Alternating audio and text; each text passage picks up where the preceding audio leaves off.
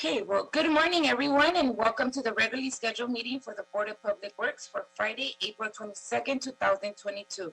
Dr. Campos? Good morning, everyone. Fernando Campos, Executive Officer, establishing roll calling quorum for today. We have President Garcia, Vice President Villegas, President Pro Tem Davis, and Commissioner Corzan. President Garcia, you do have a quorum at this time. Currently, we do not have any callers on the line under general public comment. We did receive one comment from our Google online website, from our website on our Google form. That comment has been distributed to all commissioners this morning. Again, that's for general public comment. In addition to that, we do not have any commentary under the Neighborhood Council comment section, and we do not have any callers on the line for any of the items for today's agenda as well. Okay, great. Thank you very much. That officially closes public comment for today and takes us right on to the approval of the minutes for Wednesday, April 6th of 2022. Is there a second to my motion to move this item forward? I'll second that. Thank you. Thank you, Vice President Villegas and Dr. Davis. There's Dr. Campos, there's a first by me and second by Vice President Villegas and Dr. Davis to move the approval of the minutes of Wednesday, April 6th forward and forthwith. Great. We'll go ahead and start the voting tabulation, and we'll start with you, Madam President. Aye. Vice President Villegas. Aye. President Pro Tem Davis. Davis, aye. And Commissioner Corzan. Aye. This motion is adopted and carries unanimous. Thank you. Thank you. All right, colleagues, taking us all along to agenda item number 1. Just before we kind of get started to that, just a quick note to all of us as commissioners. We do have a special today noted on, and it's part of today's agenda items. It won't start until 12:30 officially. That's the time that we can open it. So if this meeting ends, we'll take a short break and then we'll resume back at 12:30. Okay, thank you. And so that now really takes us out to the item number 1 on today's agenda. This is an request from the Bureau of Engineering and Council District 4. This is a construction order on Glencoe Way, 2013 Bullhead Project, Clark Contracting Corporation, Emergency Pre-Qualified On-Call Geotechnical Structural Construction Services List, recommending the board to 1, approve a construction order for the Glencoe Way 2013 Bulkhead Project to Clark Contracting Corporation in the amount of $874,675. I'm sorry, that's the wrong one. $728,896. Sorry for all that mess. In the amount of $728,896 with not to exceed limit of $874,675, including contingency. 2, authorize the president or 2 members of the board to execute the construction order after approval as to form has been obtained from the city attorney. Sorry, colleagues, for that messy intro. Sorry, Mr. Smith. Maybe you can clear it up for me. Thank you, President Garcia. I'll try to. Good morning, everyone. Patrick Schmidt, Bureau of Engineering. So this board report is for the award of the Glencoe Way, your address 2013 Bulkhead Project to Clark Contracting Corporation from the Pre-Qualified On-Call Geotechnical Structural Construction Services List. As you know, the Bureau of Engineering administers this list in order to provide emergency or urgent necessity geotechnical and structural construction services for public works projects. On February 25th, 2019, the board approved a list of 9 qualified contractors. The contracts were executed on March 29th, 2019 and have a term of 5 years and will expire on March 28th, 2024. This is an urgent need to restore lateral support to a portion of Glencoe Way in an area in the Hollywood Hills located approximately 0.4 miles northwest of the intersection of Hollywood Boulevard and Highland Avenue. At this location, the northeast side of Glencoe Way has settled between 1 and 6 inches and migrated in the downslope direction. The movement and settlement has adversely impacted approximately 240 linear feet of the street, including portions of the berm lining the street, and has encroached approximately 5 feet into the roadway. The project will construct a new bulkhead to restore lateral support to the existing road. The new bulkhead will be approximately 175 feet in length and approximately 8 feet tall and consists of 22 soldier piles with precast concrete lagging panels. In addition, a portion of the roadway, approximately 50 linear feet beyond the bulkhead, will be removed and replaced with asphalt concrete paving, and the paving and project will include a reinforced concrete grade beam and a metal beam guardrail. On February 28, 2022, bids for the project were solicited from the contractors on the pre-qualified list. On March 23, 2022, 4 bids were received, of which Clark Contracting Corporation with a bid of $728,896, or 8.35% below the city engineer's estimate of $795,310. Staff recommends that the board execute a construction order for the project with Clark in the amount of $728,896 with a not to exceed limit of $874,675, including contingency. Funding in this amount is available in the SB1 Road Maintenance Rehabilitation Fund, Fund 59V, Department 50, Appropriation Unit Number 50VVGL. That concludes this report. I'm available for any questions. Thank you, Mr. Smith. See, I wasn't the only one this morning. Yeah, challenging numbers. Yeah, there you go. Thank you for that. Okay, Colleagues, any questions for Mr. Smith this morning? Sounds like nobody wants to get into this mess. All right, no questions from our colleagues. Okay, is there a motion to move this item forward? So moved. Thank you, Dr. Davis. Is there a second? I'll second that. Thank you, Vice President Villegas. All right, Dr. Campos, we have a first by Dr. Davis and a second by Vice President Villegas to move item number 1 forward and forthwith. Thank you. We'll go ahead and start the voting tabulation, and we'll start with you, President Garcia. Aye. Vice President Villegas. Aye. President Pro Tem Davis. Davis, aye. And Commissioner Corzine. Aye. This motion is adopted and carries unanimous. Thank you. Great. Thank you. Thank you, Mr. Smith, for your time, and have a good weekend. Yeah, thank you. Everybody have a nice weekend. You too. Bye. Bye. All right. Moving us along, colleagues, to item number 2. This is for the Office of Community Beautification.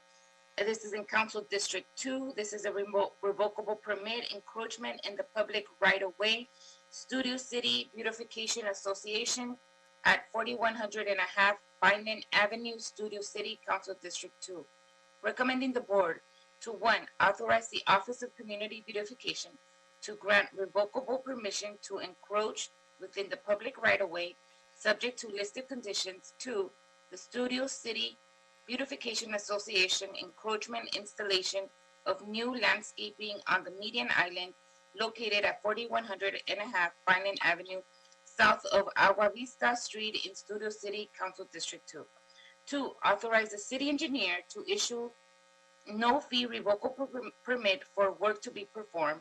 3, authorize the city engineer to issue a no-fee A permit for work to be performed. And 4, authorize the Office of Community Beautification to request the Bureau of Contract Administration to provide a no-fee inspection of the project. And we have Mr. Valido here from the Office of Community Beautification presenting on today's item. Good morning. Good morning, President Garcia. Good morning, Commissioners and Mr. Executive Officer. Jerry Valido, Assistant Director of the Office of Community Beautification. I'd like to begin this morning for the benefit of Commissioner Corzine, since this is the first Adopt a Median project he'll ever be voting on. I just wanted to give a little background on the Adopt a Median program, as I'll be presenting before the board on these projects fairly frequently. The Adopt a Median program is run by the Office of Community Beautification. It is essentially a program that facilitates the process of reviewing, approving, and permitting proposals to be installed or proposals for installations of community improvements in the public right-of-way. OCB acts as the conduit between the constituent group and the reviewing city agencies. And typically these projects are reviewed by the Bureau of Street Services, or Streets LA, I should say, and the Bureau of Engineering, to ensure that the proposal complies with relevant city ordinances and guidelines.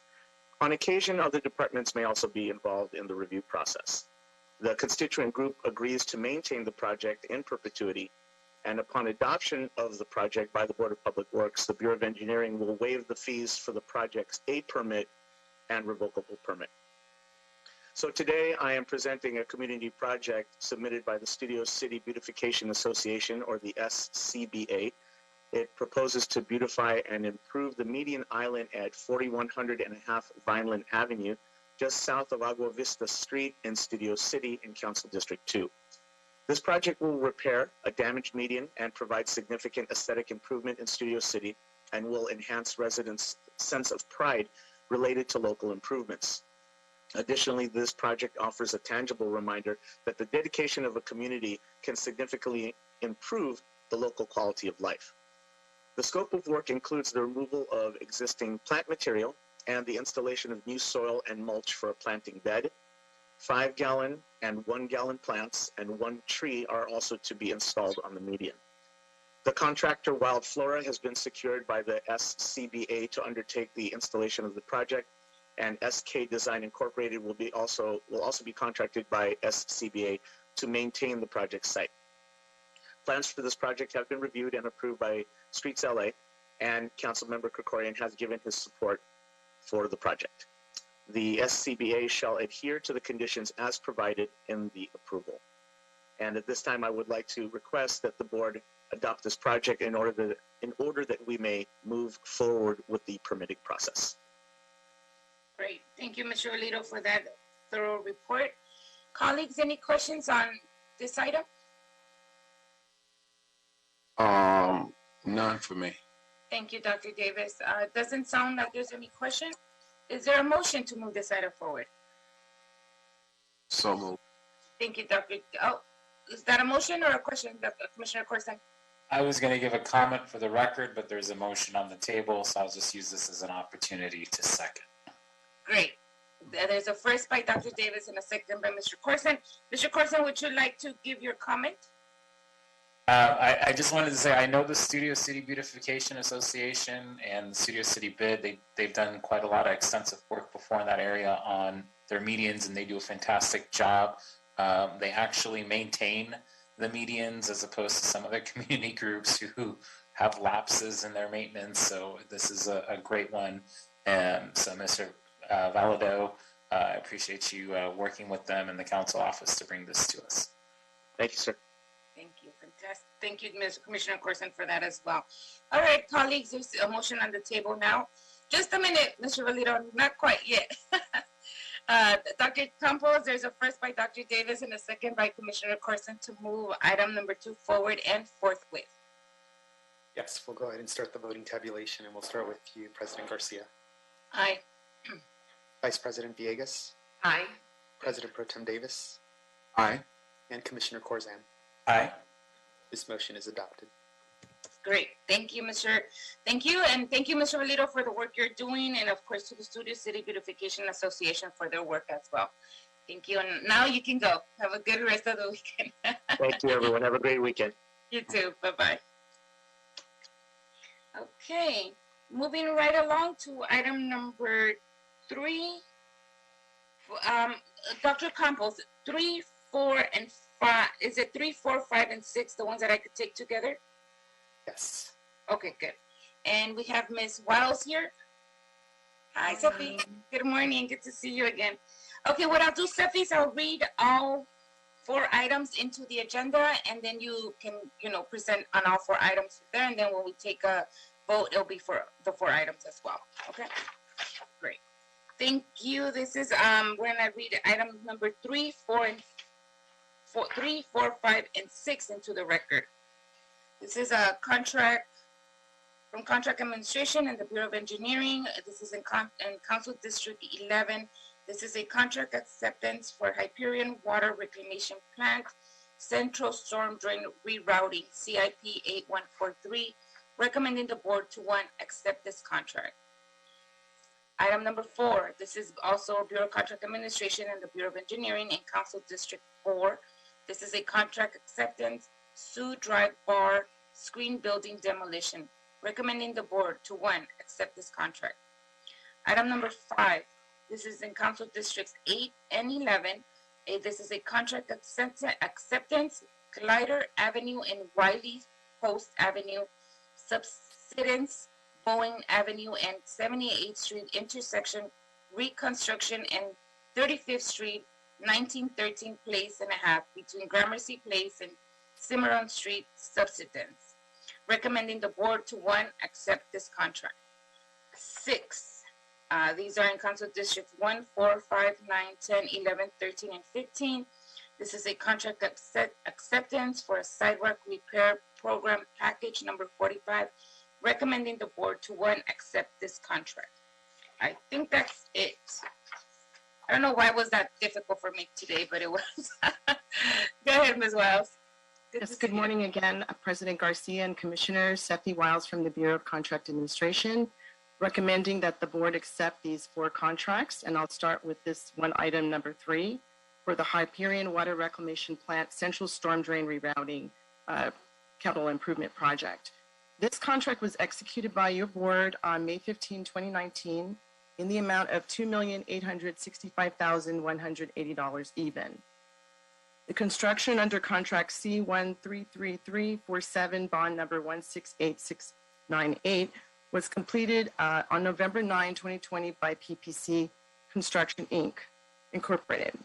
The project essentially provided for rerouting the central storm drain system to prevent debris buildup and overflows through the 1-mile outfall, and included the following, which was storm drain piping, diversion structures to divert flow to the existing wet wells, an installation of a new water treatment device, the CDS unit, installing 3 new pumps, and associated electrical connections, controls, and instrumentation.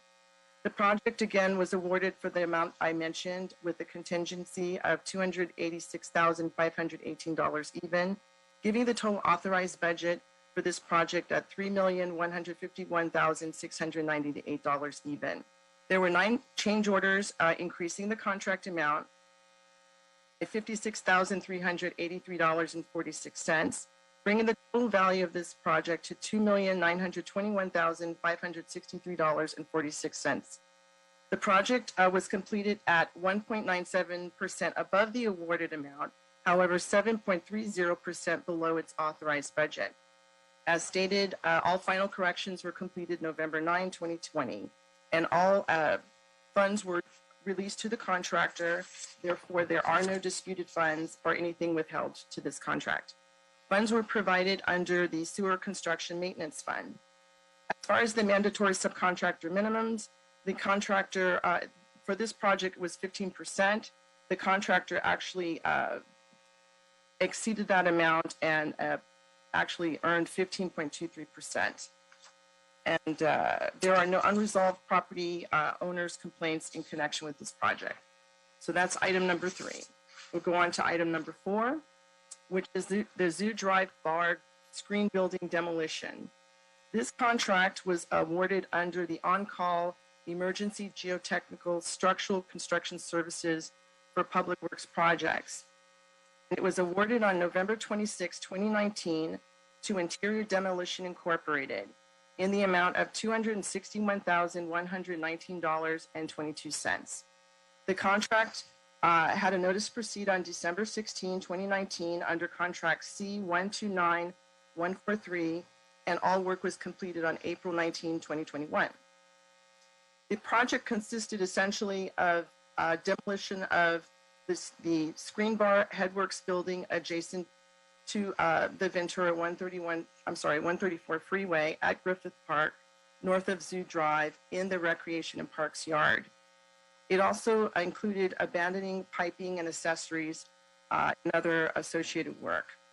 There were 8 change orders issued, decreasing the dollar value of this contract by $31,980.70, bringing the total cost of the project to $229,138.52. The contract was completed 12.25% below the awarded amount and also below the not to exceed amount.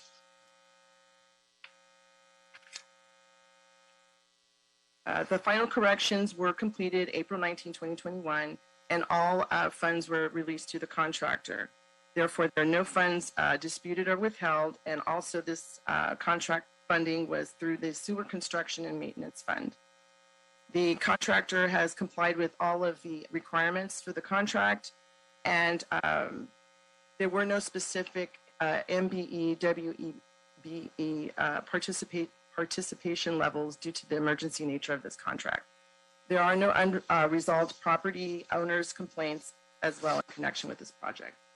Moving on to item number 5, Glider Avenue and Wiley Post Avenue Subsidence, Boeing Avenue, 7th Street intersection reconstruction. Essentially, this contract was executed by this board July 22, 2019 in the amount of $872,000 even under contract number C133756, bond number 168854, and it was awarded to LA Engineering Incorporated on May 20, 2020. Essentially, this project was for the reconstruction and regrading of a portion of the street to eliminate flooding at both Glider Avenue and Wiley Post Avenue. Reconstruction consisted of a 120-foot long section of street along with new curb and gutter and adjacent sidewalk to contain the runoff within 35th Street. The project was awarded as stated with the contingency of $65,008, giving the total value to $936,008. There were 8 change orders increasing the contract amount by $19,613.94, bringing the total value of the contract to $890,613.94. The project was completed 2.25% above the awarded amount, yet 4.85% below its authorized budget. As stated, the final corrections were completed on May 20, 2020, and all payments were released to the contractor. Therefore, there are no funds due or disputed or withheld. These funds were made possible through Measure M, Local Return Special Fund number 59C, appropriation unit numbers 94PV1I0, 94PV11, and 94PV12.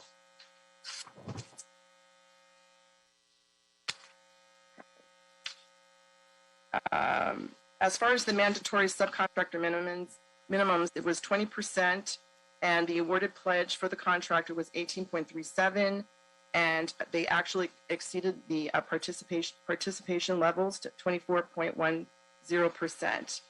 And there are no unresolved property owners' complaints in connection with this project. Last but not least, we have the sidewalk repair package number 45.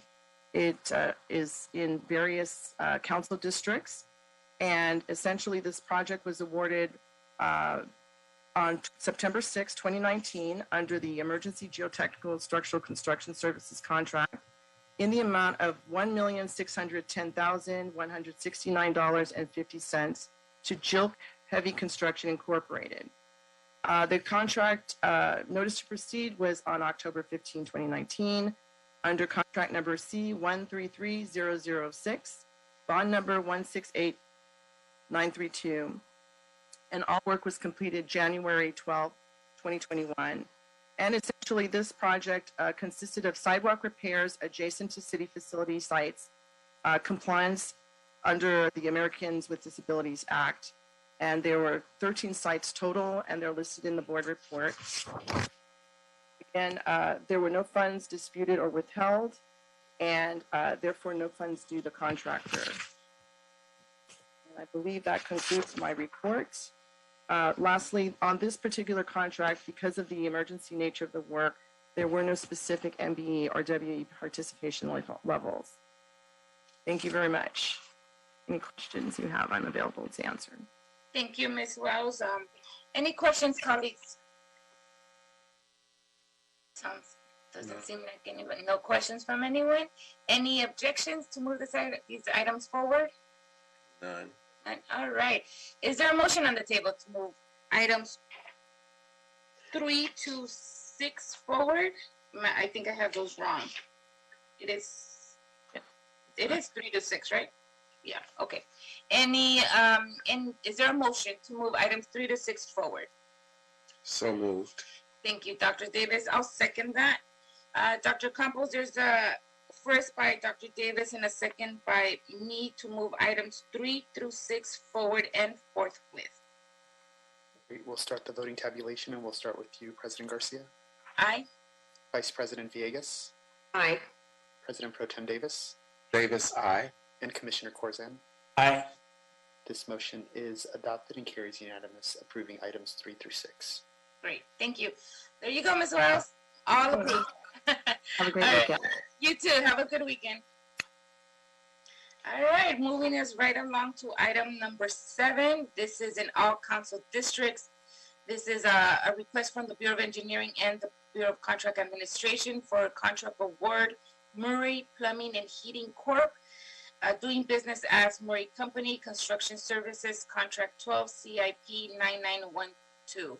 Recommending the board to 1, declare Murray Plumbing and Heating Corp., DBA Murray Company Murray, to the most responsible bidder with the highest direct value residual after the local business preference program was applied, and award Murray a contract with a cost ceiling of $15 million for a period not to exceed 3 years unless mutually agreed otherwise, and 2, authorize the president or 2 members of the board to execute the contract after approval as to form has been obtained from the city attorney. Mr. Shaw, you're here on item number 7. Please tell us what you're doing. Good morning, Nadir Shah, Bureau of Engineering, Environmental Engineering Division. This board report is for the award of Construction Services Contract 12, which provides for design support, project optimization, and construction support services for work identified at various wastewater facilities, pumping plants, collection systems, and other field locations within the city of Los Angeles. The type of work could include small-scale field constructions, procurement of materials and equipment, field assistance in resolving safety issues, startup and commissioning support, subsurface utility structure location, field inspection, excavations, grading, soil testing, environmental reports, and related tasks. This contract is recommended when the construction needs to begin promptly instead of waiting for 6 months bid and award process. The most interesting part of this contract is the bidding, which is different from a typical construction or services contract, which are the low bid. But the idea adopted, used for this contract is called direct value residual, and I will explain it it involves a little bit of math, so I will try to keep it as simple as possible. So for bidding on this contract, all bidders were required to submit their markup percentages. Markup percentages means the overhead and profit in 5 categories: labor, material, permanent equipment, construction equipment rental, and subcontractor support services. And also to submit their costs for performance and payment bonds. And then hypothetical percentage of the contract amount were predicted, and in each of these 5 areas. So we assigned 30% for labor, 20% for material, 10% for permanent equipment, 5% for rental equipment, and 35% for subcontractor support services. So each of the contractor gave their markups. So those markups were multiplied with these percentages, and then we came up with the hypothetical overhead and profit for each of the contractors. That, together with the cost of performance and payment bonds, that was deducted from the $15 million amount. So what is left, we call it the direct value residual. So higher the amount, it will get you the contract, provided other contract requirements are fulfilled. So idea here is that the bidding contractor, they reduce or compete on their profit or overhead. So the rest of the amount left is available for city to award more projects. So this is slightly different than where we will go for the low bid. So here we are looking for the opportunity where the amount left is highest. So in addition to that, the board will award this contract to the most responsive and responsible bidder with the highest direct value residual or DVR, providing all other bidding requirements are satisfied. Also, as with all previous construction services contracts, work will be issued to the contractor through a series of task work orders. Projects greater than or equal to $150,000 will require prior approval of the board, and all work need to be issued under this contract will also require the approval of Program Review Committee.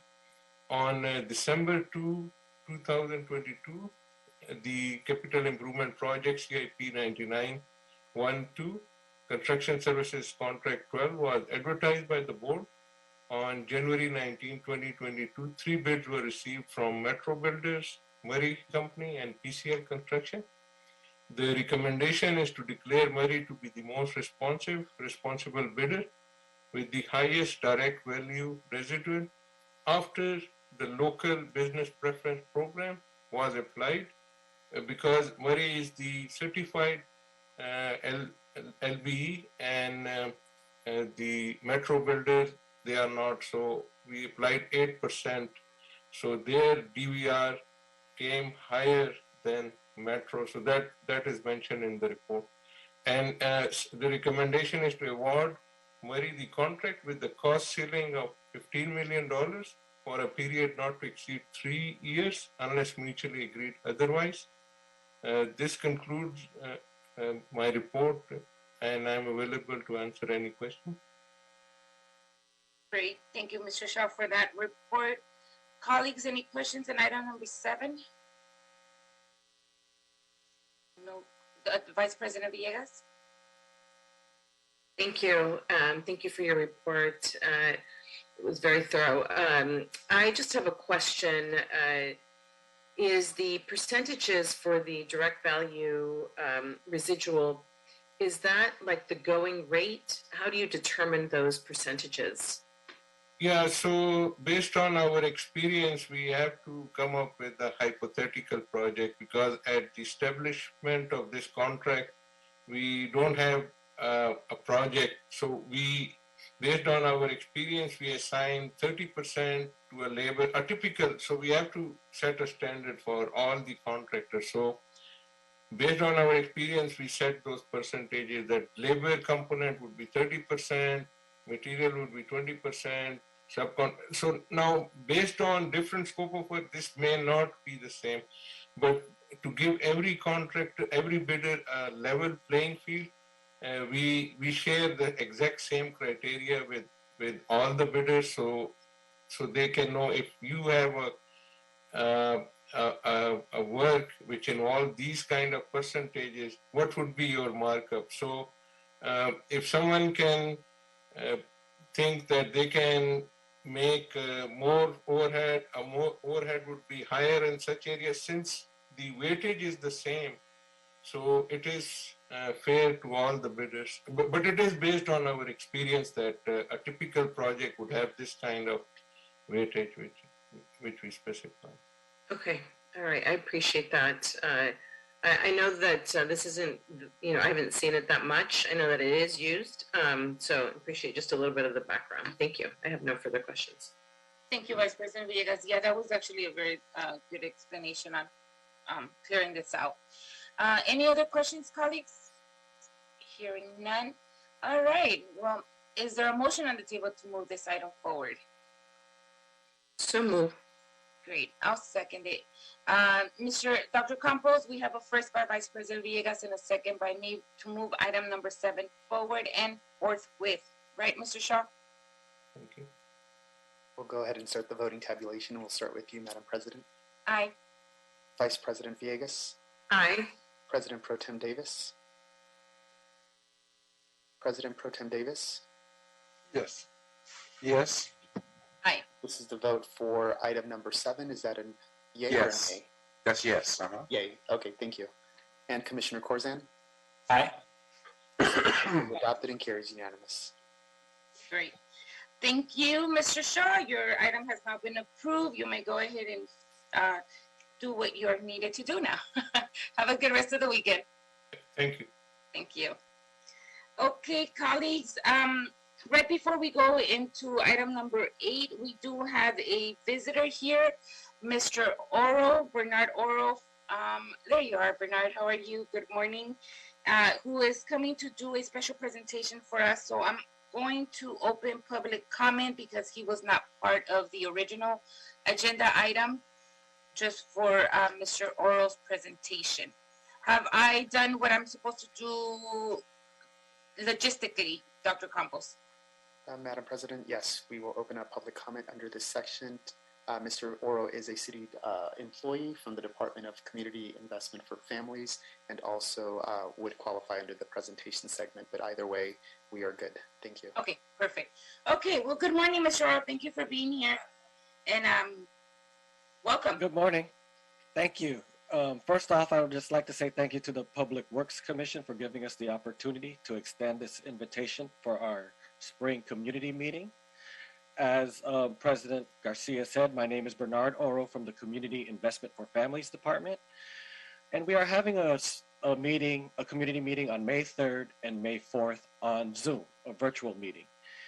In this meeting, we will be presenting to you the grant funds that the U.S. Department in Urban Development, otherwise known as HUD, awards to the city of Los Angeles. The purpose of these funds are to address the housing and community needs of residents with low to moderate income through a variety of programs and projects, such as street lighting, renovating or creating new parks. We have also worked with Public Works before in the Community Development Grant Fund, the CDBG funds, in like alley improvements, the Mount Tabor Shower and Skid Row projects as well.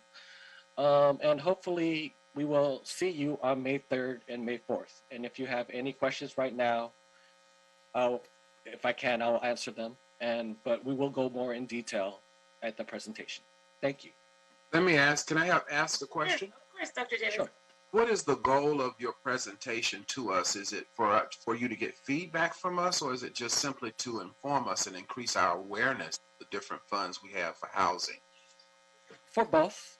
If Okay. you have anything to contribute, we would love to hear that. And also just more informative as well. Okay, thank you. Mr. Oro, I see you have a flyer of your Zoom meeting coming up. If you don't mind, you can send that over to Dr. Campos. He'll make sure that we all get it and we can all share it with our networks.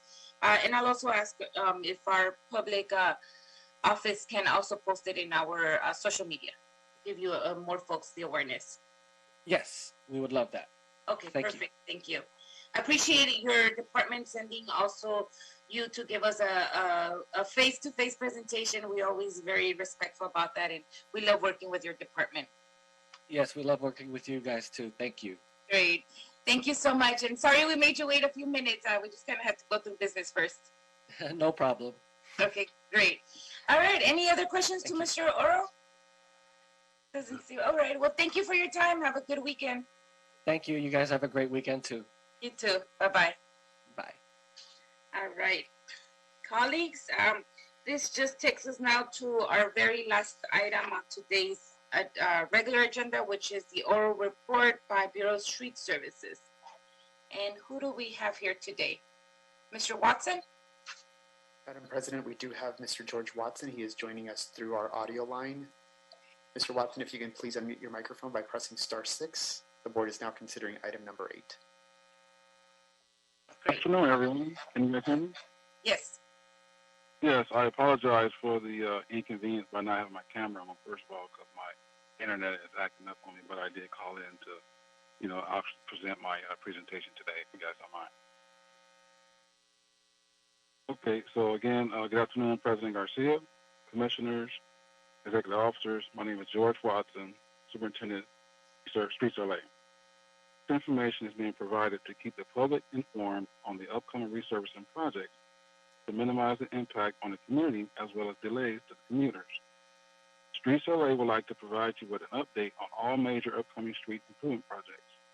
There are no major street projects scheduled in Metro or Valley resurfacing region during the week of April 24th, 2022 through April 30th, 2022. Additionally, we will provide an update on the 21-22 Pavement Preservation Program. During the week of April 24th, 2022 through April 30th, 2022, the Metro and Valley region will complete 14 projects for a total of 16.23 lane miles. The press release was broadcasted. The notifications has been issued. Streets LA has coordinated with the Council District Office to assist with the outreach to the stakeholders, and we have coordinated with the Los Angeles Department of Transportation for traffic control assistance. This information is available on our Streets LA website, www.streetsla@lacity.org. For additional information or concerns, you can contact Sherrod Nichols at 213-847-3200. This is my presentation. Thank you. Great. Thank you, Mr. Watson. Any questions to Mr. Watson? No. Not at all. No questions from us, Mr. Watson. You are good to go and have a good rest of the weekend. Thank you for your report. Okay, thank you. You do the same. Thank you. Okay, colleagues, it looks like we've gotten to the end of our regular meeting. Dr. Campos, are there any other items on the table for us? No, there isn't. You have cleared the desk. Great. Okay, colleagues, since it's 10:52, we are going to adjourn this meeting now, but please log in at 12:30 with a start time of 12:45 for this afternoon special meeting. Okay, well, this meeting is officially adjourned, and I will see you all at 12:30. See you then. Thank you. Bye-bye. Bye-bye.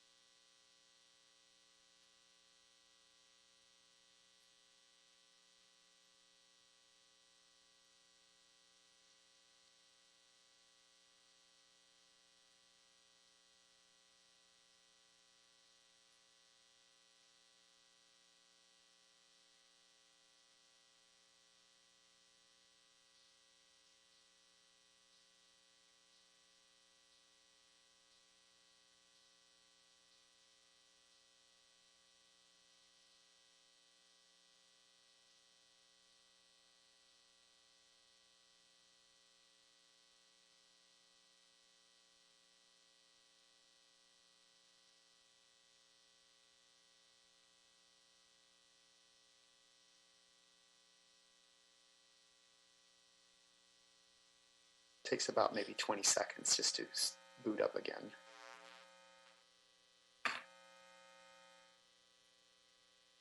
Before that recording starts, Mr. Rivera. Oh. Apologize, Commissioner Corzan. The recording is now on. Okay, then why don't we get started? Good afternoon, everyone. Thank you for joining us at the Board of Public Works on April 22nd, 2022.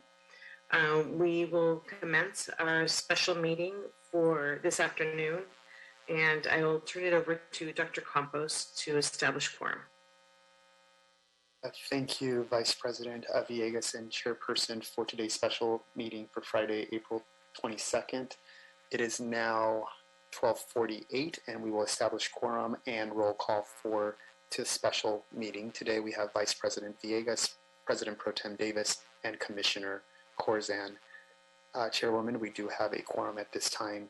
Currently, we do have one member from the general public on the line under general public comment. We also do not have any commentary from the neighborhood council comment section, and we have no other callers on the line for today's special agenda item number 1.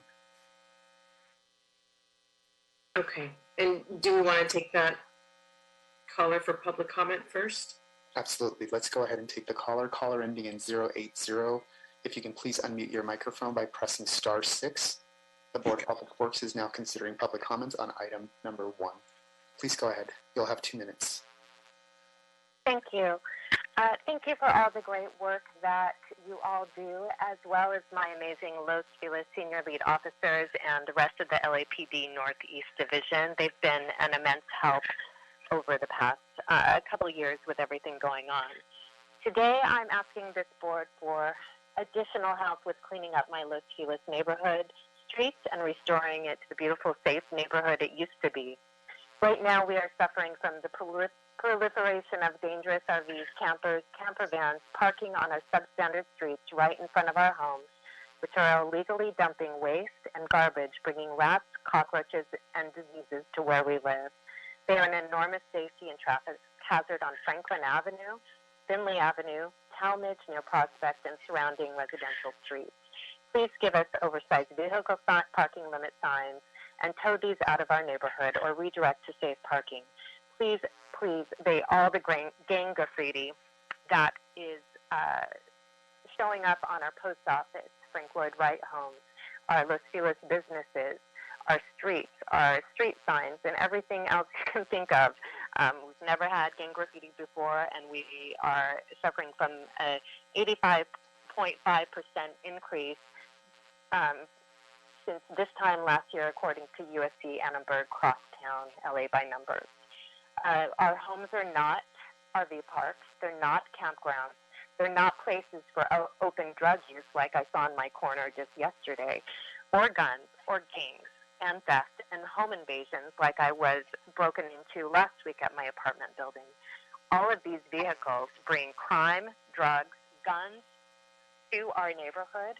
Right now there is one major RV parked right in front of the Lloyd Wright house on 5121 Franklin Avenue, as well as a plethora of RVs and gang graffiti showing up. So please help our streets. Please help restore safety. Thank you. Thank you. Chairwoman Villegas, that was the last call for general public comment. We can go ahead and close that out.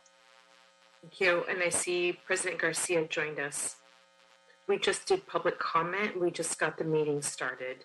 Appreciate the comments from the caller. Thanks. I'll turn it back over to you, President Garcia. Thank you, Commissioner Villegas. Appreciate the startup of that, and I apologize for being a few minutes late.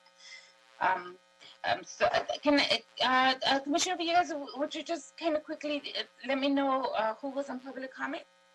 Sure. We had one caller on public comment asking for cleanup of the area on Franklin and Tallman, and a lot of RVs and camper vans and waste, and wanted additional graffiti removal and parking signs.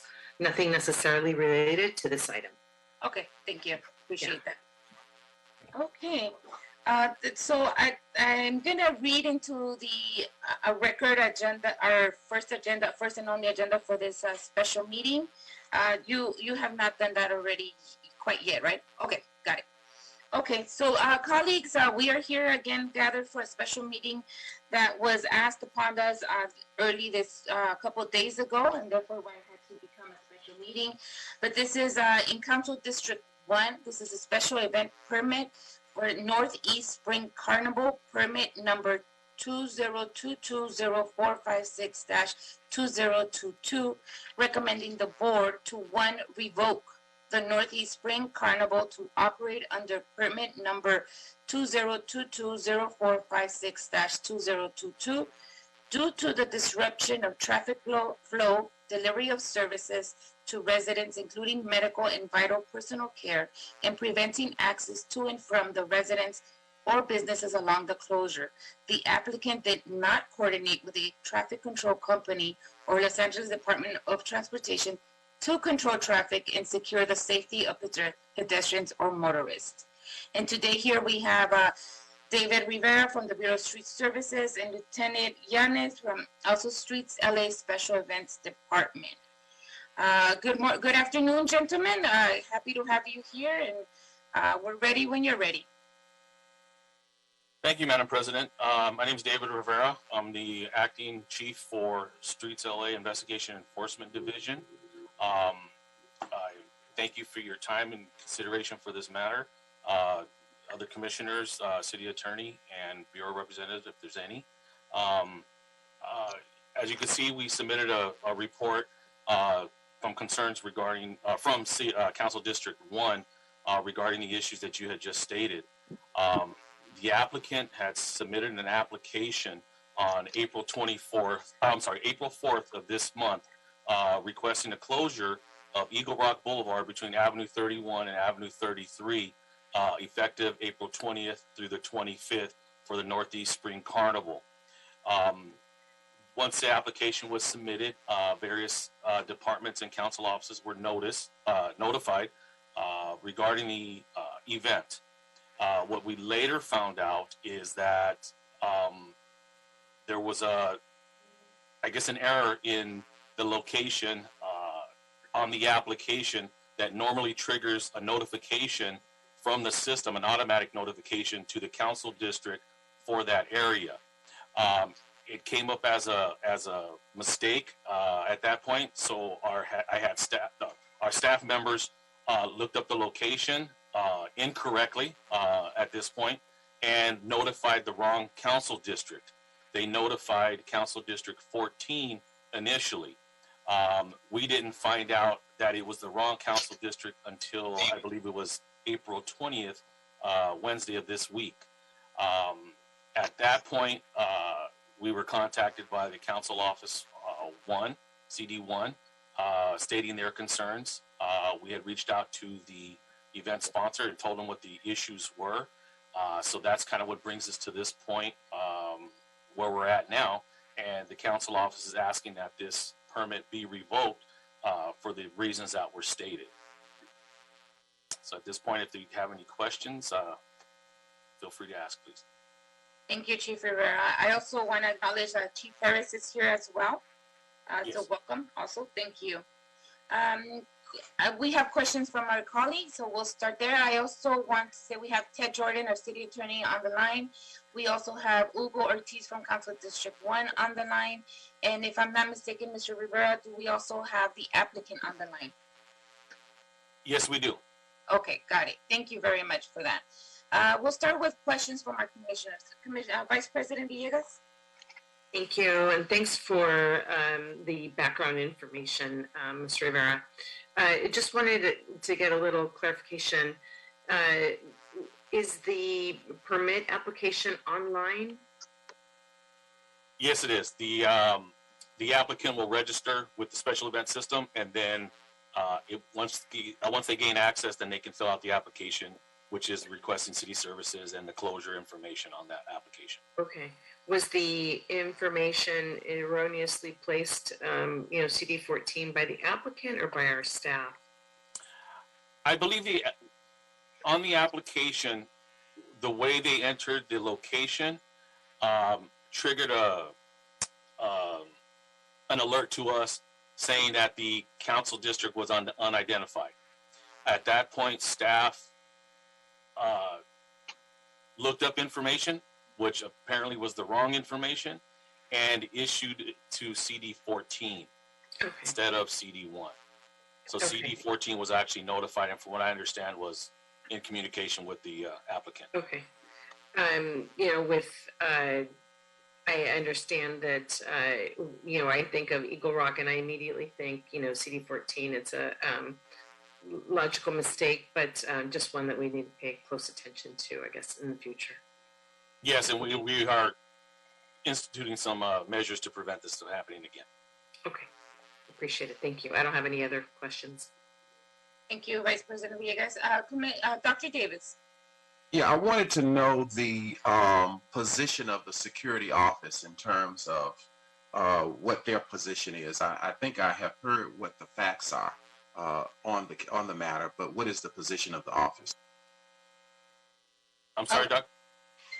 What is Office? what is your office's position as it relates to this matter? What is it you feel is the appropriate position at this point? Well, at this point, based on what the council office is telling, we're going to recommend revocation. Okay.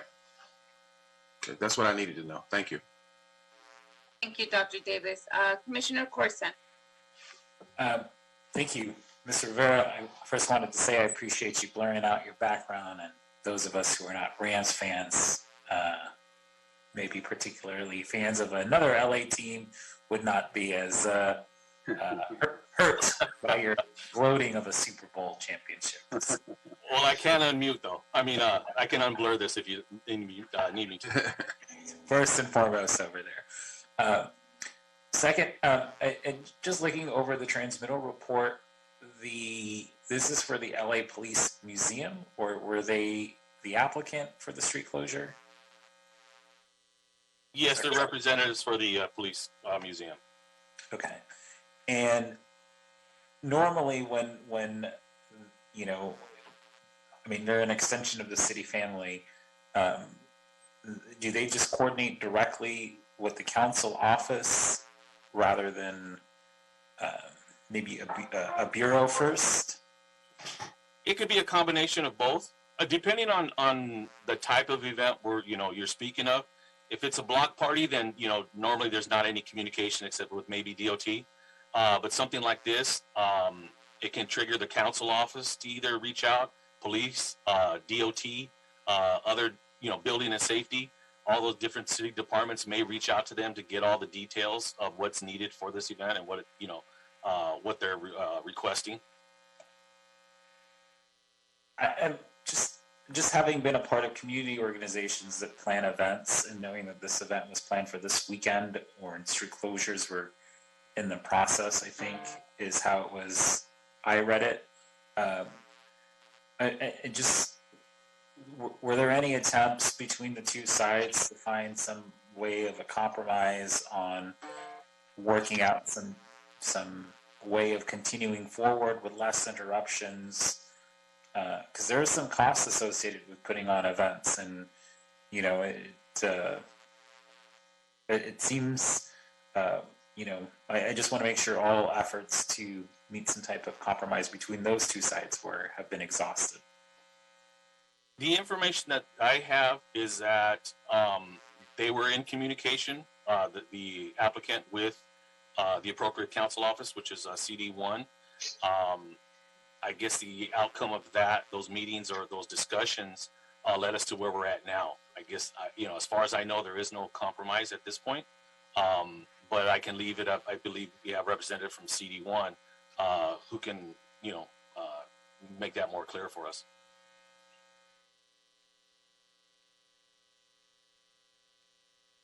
Sorry, I was muted there. Thank you for that.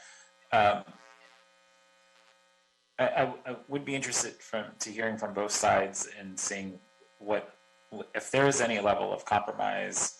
I do feel it's important for the council office to be notified of any events in their districts, especially when they involve street closures, because they're going to have constituents one way or another reach out to them. And it is, in my opinion, a bit unfair to those constituents in the council office if they did not have notification before street closures. So I'm partial to that, but also I just want to be mindful of, this is a nonprofit organization and they've clearly invested in an event for this weekend, and there is a fallout to it. And in certain regards, an extension of the city family who understands how street closures work and collaboration across, city entities is always important, and this likely falls on them.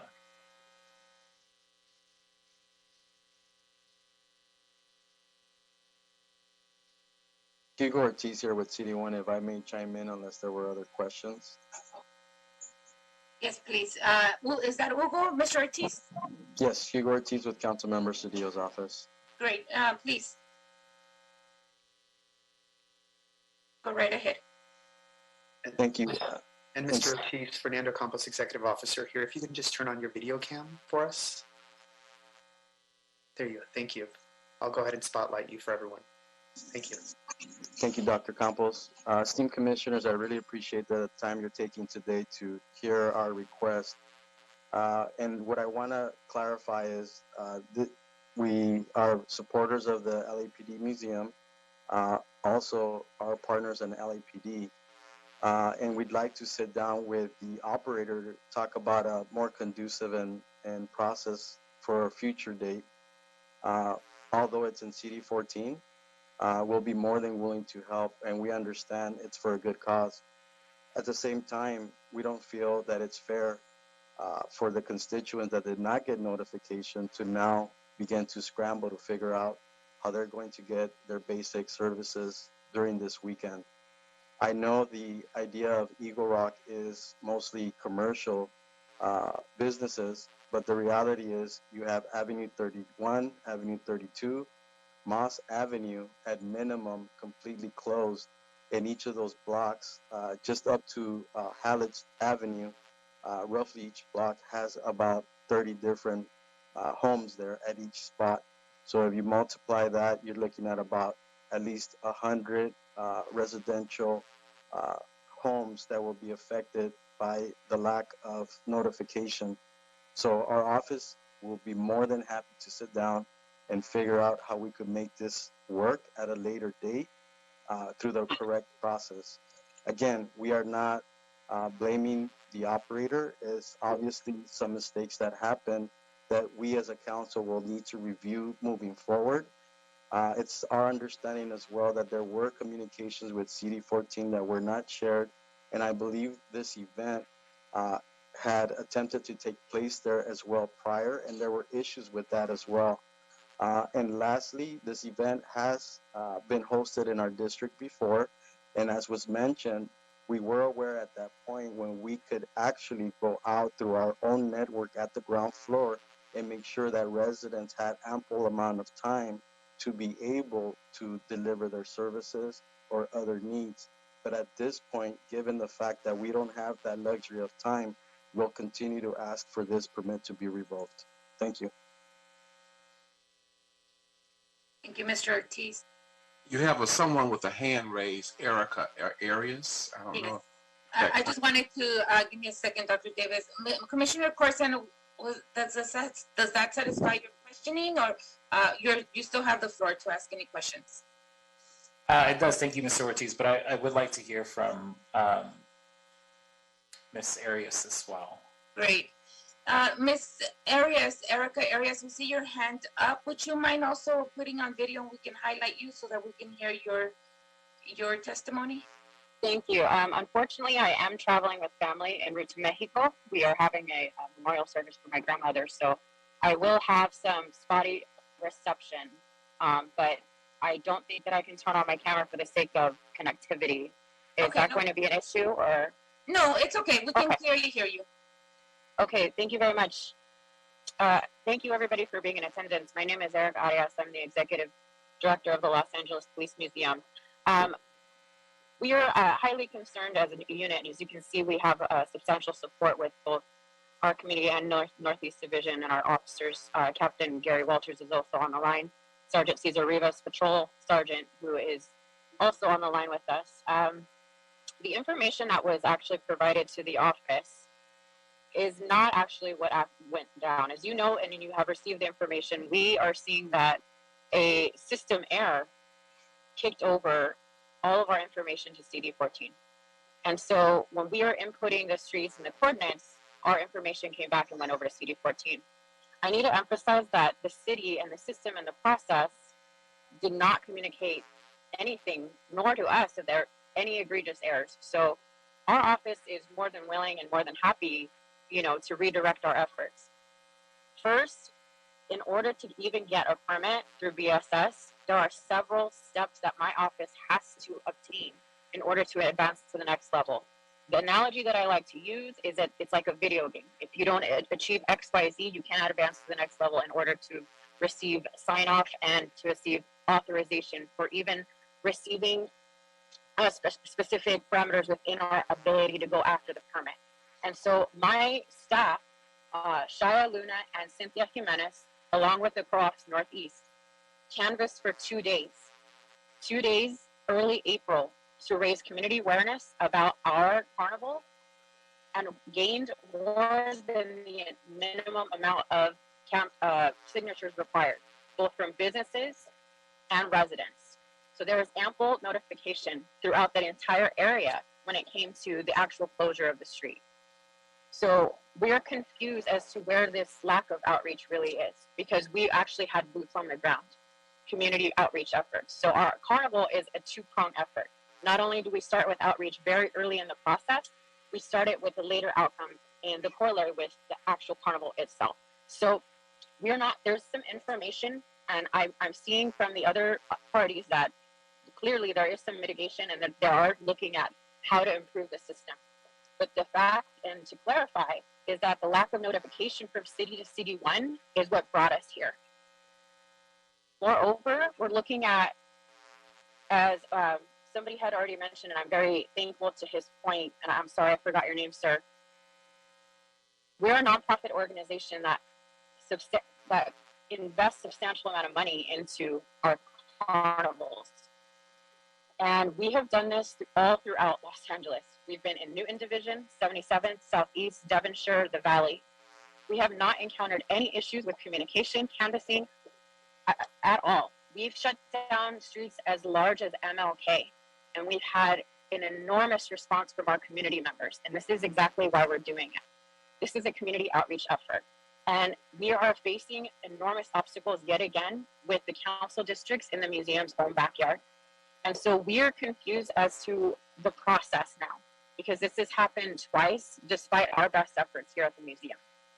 And so we are really attempting to engage with our communities here.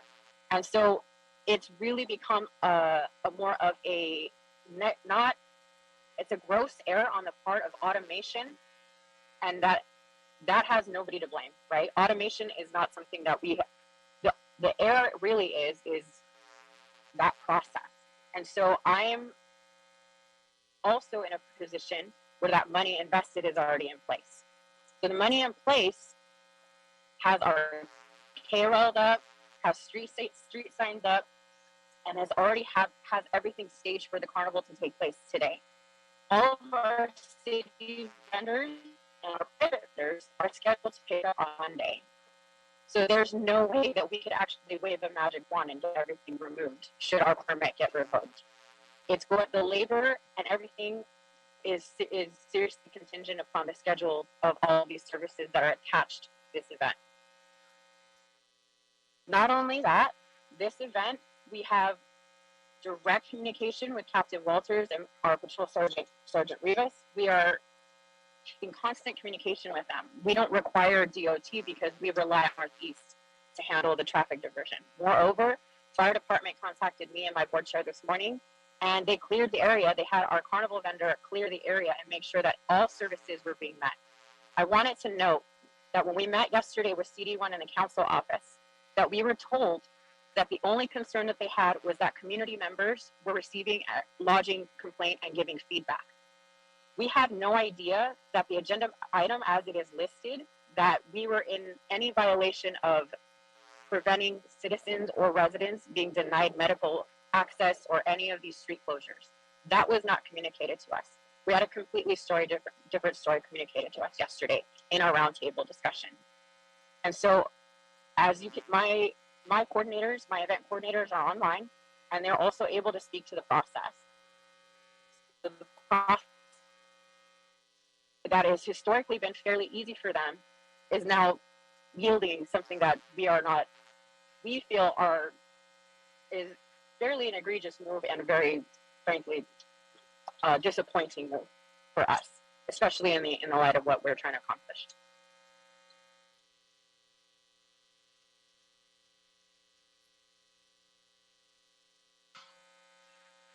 Ms. Arias, was that the end of your testimony, or did it just kind of fade out? That was the end. I didn't know Okay, if you had any thank you. questions. Okay, Sure. just hang on. We probably will. So give us a minute there. Sure. Okay, thank you, Ms. Arias, for your side of this, as we're very helpful also. Thank you. Thank you.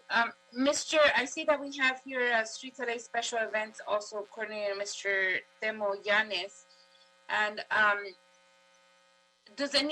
commissioners, do you guys have any questions to either Council District 1 Hugo or Ms. Arias? I see Vice President Villegas. Go ahead. I actually have a question on the process. I'm not clear when we need a street closure. I thought we went through BSS and coordinated with DOT. And how is somebody else not like going through that process, and then we find out on Wednesday? There's a process, issue here. If I can clear that up, Commissioner, what happens when an applicant when they file for a special event, they put all the information down into the special event system. Once the application is submitted, automatically city departments are notified, as well as council offices. Depending on the area, it determines which council office is notified. So all city departments are notified. And then it's up to the individual city departments whether a meeting needs to occur to get the details, or they go in direct communications with the applicant to get all the pertinent information they need, and then that's determined whether they're going to need their services or permits or whatever's needed for that particular event. Okay, and at this for this particular permit, it seems like BSS was not notified. You were not in queue, or no? Not clear to me. What happened was when the zip code that was entered on the application was incorrect. When the zip code on the application says 90041, now 90041 is split between CD1 and CD14. So when my staff looked up 90041, I guess CD14 was what popped up, and they didn't do their due diligence to make sure which council district it was in. So CD14 was notified instead of CD1. And the first we heard back that it was the wrong area or wrong council notification wasn't met was on Wednesday. That was our first information regarding that. Okay, and just thank you for clearing that. I just feel that this board is placed in a very uncomfortable position, seeing that there's errors and we don't have agreement on an event. Yes, Vice President Villegas, that's definitely an exact point. You keep going if you have more questions, Ms. Vice President Villegas. Okay, sorry. And Dr. Davis, I have one question. I'm going to intervene with one question, and then Dr. Davis, I'm going to go to you right after that. Okay. Was Ms. Arias, was the canvassing you did early this? I think you said early this month, or right before you submitted your application. Do you have signed petitions? Did you provided that as part of your special permit application? Yes, ma'am. So what my coordinators have to do is actually get physical hand-signed signatures for these permits. So they are actually interacting face-to-face and one-on-one with these community members. And you submitted those petition signatures to BSS or to the council office? No, ma'am. Through the procedure, it's actually to BSS. If I'm mistaken, I'd like if I could have my event coordinator chime in the process. They're a lot more familiar with that than I am. Okay. Who is one of your coordinators? That would be Shai Luna, yes. Okay, Shai Luna, do you have an answer for that? Yes, hi, good afternoon, everyone. Yes, we upload directly to BSS, both residential and commercial signatures. Okay. And Mr. Rivera, can you testify that that did happen? Yes, we do have a petition. Okay. Okay, thank you. I'm going to go with Commissioner Dr. Davis and then with Commissioner Corson. Dr. Davis? Yeah, I just wanted to get some clarification on the testimony from Commissioner Villegas's inquiry.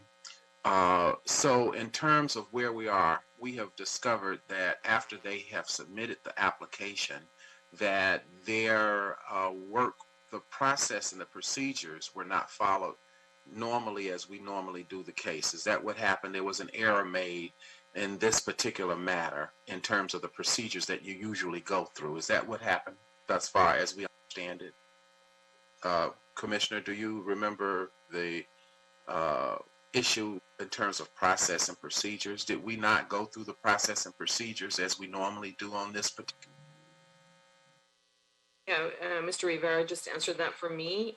He mentioned that the assignment for the district was incorrectly placed. So I see. Yeah, So it is a facility. That was done manually. It is a facility that is normally, it's a facility that is in the 14th district, but yet it has impact on the 1st district, correct? Is that what the issue is? Is that the issue? My understanding, well, maybe David can, or Mr. Rivera can clarify exactly the location, because my understanding from what we've heard so far is that it's actually located in CD1. Okay. Yeah, the actual police museum, I believe, is located in CD14, but this event is occurring in CD1. Right. That's what I thought. Right. So it's in 14 and it's 1, thus it caused some confusion and an error was made. And so at this point, we need to go and explore how we come up with a solution that is in the best interest of both parties. The home district to where the issue has most impact in this case is the 1st district, because of our activity, they were not notified appropriately, so therefore they had no notification. So they are, as we understand it to date, the ones that were the ones most unaware of what was to happen. So how do we make them whole in a decision that is fair for everybody is probably where we need to be headed at this venture. I mean, what is a date to be considered that would give reasonable time to those in the 1st district who were not made aware initially? So what date do we think is reasonable that we can get both parties to agree on and move forward? Thank you, Doug. And I believe that's what Mr. Ortiz claimed on his testimony, that they're more than happy to work with the applicant and follow the correct process and agree on a date that works for everyone, and they would support it. I don't want to put words in what you said, Mr. Ortiz, but that's basically the sentiment that I heard from your testimony. Am I correct? That's correct, Madam President. As I mentioned, this is not about the museum. It's about a process. And ultimately, we're willing to figure this out at a later date. We are still requesting the revocation just to bring back the process again, which is what we're discussing here today. But the effect is on all the residents that do not have notification. Number one, the application was placed in on April 4th. And my understanding is we're not able to submit an event 30 days prior to it taking place, because that would give us ample time to deal with these types of mishaps and situations.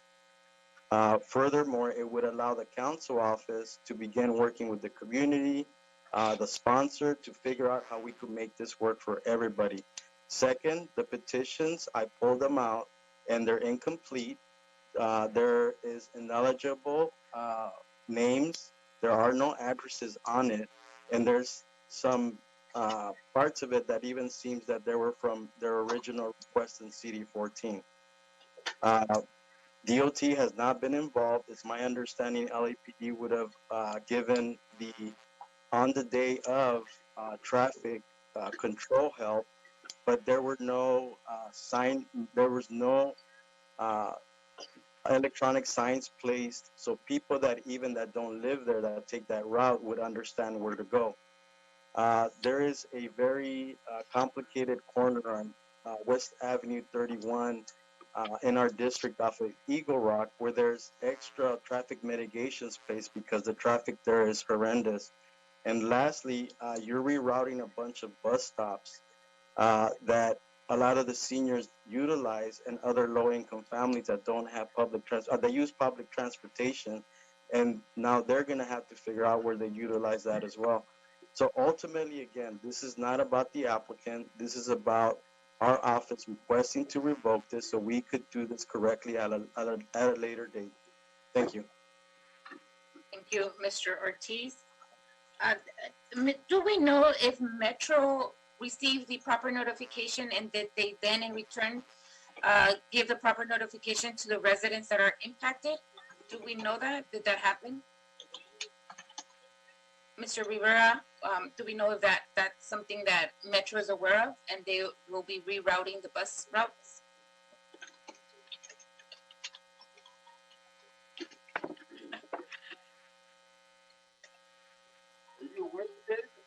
I will wait for my answer. I'm sorry, Commissioner. You were asking if Metro was notified? Yes. Mr. Ortiz just brought a good point. And about the bus routes that will be impacted, especially for the residents that live there and rely on public transportation.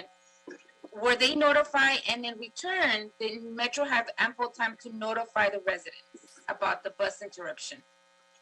When someone submits an application, as when city departments are notified, Metro, as long as their contact information is up to date in our system, they're notified as well.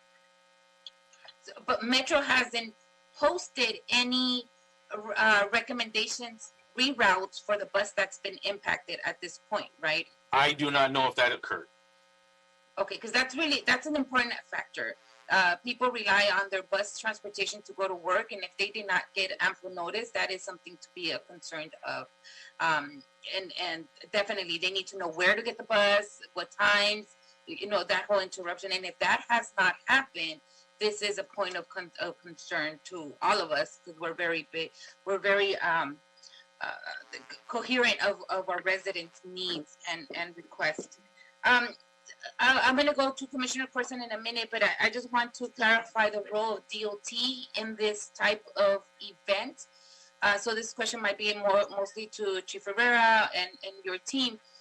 So when we're closing, we don't necessarily always have to have DOT do the traffic control plan. Is that what I'm hearing? I always thought that DOT had to be involved. Well, like I said earlier, they're notified, and then they work with the applicant and advises them what is needed or whether their services are needed. Right. But in this case, apparently, someone from PD was in touch with DOT and advised DOT that they were going to handle the closures or the traffic control. So DOT just stepped away. Okay. That already sounds like something that we don't normally do. So having the applicant ask to waive that is a little concerning as well, because my understanding with DOT, they put prior notices, at least give advance notices to community members and the commercial properties owners as well, by posting signs saying, do not park here, Saturday through Sunday or so forth, those temporary signs. Did those temporary signs go up before this, the start of the weekend? Temporary no parking signs have to go up at least 72 hours prior to an event. Did they go up? Do we know that? Yes. Yes, who said yes?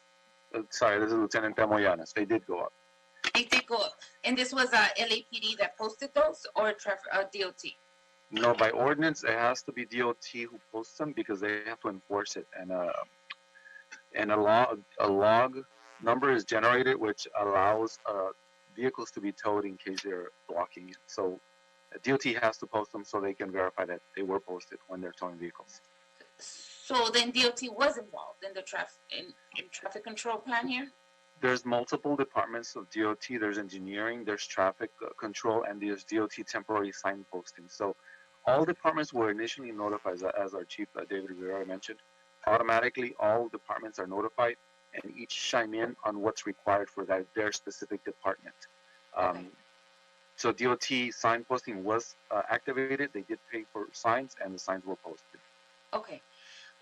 I'm gonna go through my colleagues right now for their questions, and then I have a couple questions specifically on access to the residents that are being currently impacted. So I'll come back to that question. I'm gonna go with Commissioner Corson, and then with you, Dr. Davis. He raised his hand first, and then I also see Shia Luna and Erica. You guys still have your hands up, but is that a new comment, or is that just you haven't been able to put your hand down, your virtual hand down yet? We have new comments, and I know that I need to also, in some of these new comments, I need to defer to Shia Luna as well. Okay, got it. So thank you for that. Let me go with Commissioner Ms. Luna. Before I do that, though, I'm sorry, Ms. Luna. Were any of your comments part of some of my questioning, or something that was missed? Sure, no problem. This is regarding Mr. Ortiz's comment regarding the petitions being signed, not having the addresses. I just pulled them up to clarify, and they all have accurate addresses, just to clarify. Okay, thank you for that, Ms. Luna. Obviously, Thank you. I would maybe Mr. Rivera or Mr. Garris or Mr. Demo. In the meantime, can you also look at the petitions and see if they're confirmed? Because we have two different conversations going on right now. This is Lieutenant Demoyanis. We did verify them, and they do have addresses. We actually have a map. I don't know if I can share the image, but we did lay out a map of the street closure and the locations each signature was obtained from. Okay, I'm pretty sure we'll come back to that. So hang on, Mr. Yanis. Commissioner Corson, your questions? Thank you. I think I'm going to go down the same thread that you were on, President Garcia, and my questions are more for Mr. Rivera. Looking at the transmittal report, one, I believe it is, we have the email from Mr. Ortiz. If you could walk us through, I know some of these have already been asked and answered, but the issues that were raised in that email, if you could walk us through the response in terms of whether it is accurate, what is typical policy, and if they met the standard that we usually have for this process. Thank you. Okay. Regarding the, delivery of services and that type of thing, like I said, once they submit the application, all the departments are notified. So that would be PD, that would also be LAFD. So they would have to be in contact with LAFD and them giving what their requirements are. If you've been out to that location, they have on, I guess it's the east side of Eagle Rock Boulevard, they have a gap, okay? It's at least a 20-foot fire lane. That's what every event has to have. So in this case, they do have that. Now, I don't know what exact conversations they had with each individual department. What we do is we wait, and because we're what we call the one-stop process for special events, they meet with those individual departments, and if those individual departments have issues, then they bring it to our attention as to say, hey, you know what, at this point, we don't want the permit being issued because we're still working on X, Y, and Z. So that's what we wait on. We wait on responses from other departments or the council offices to tell us that they have an issue with the event. Now, normally, if we don't get a response, which is 98% of the time, we issue the permit because there was no conflict or there was no problems with an event. So we will go ahead and we move forward.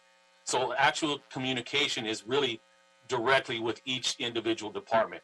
We're just the processing center for these events.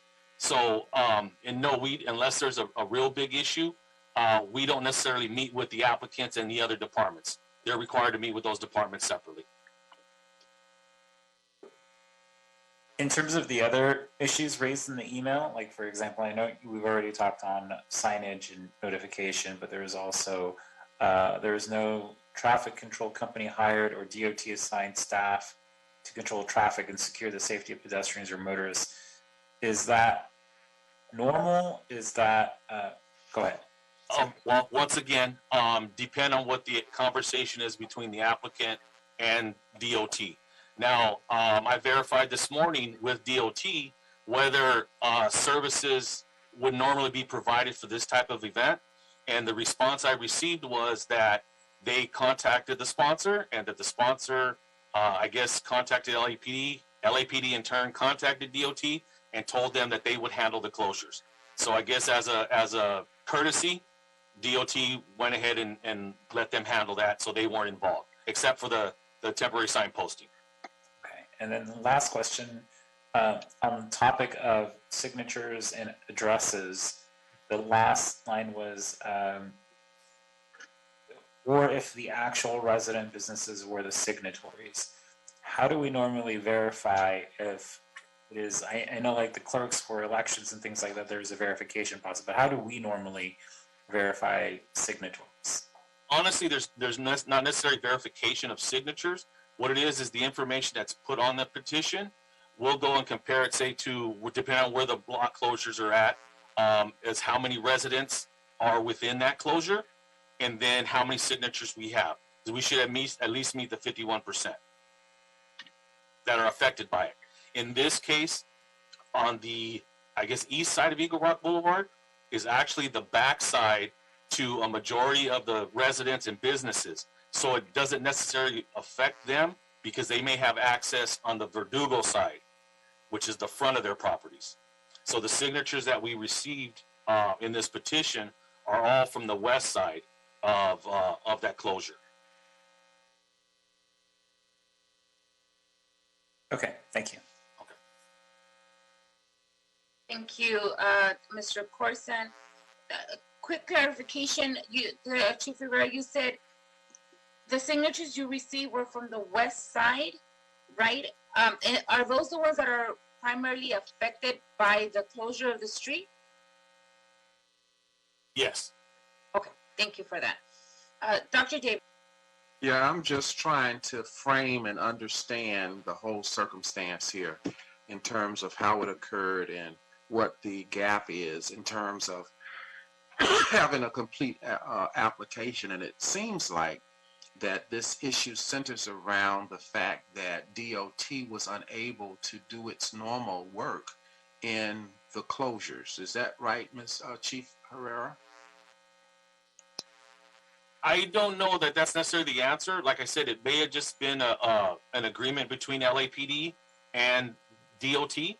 I can't really answer for him except for the response that I received from DOT this morning. Well, isn't that one of the concerns in the case coming before the board, that the closures were an imposition to the residents in the first district?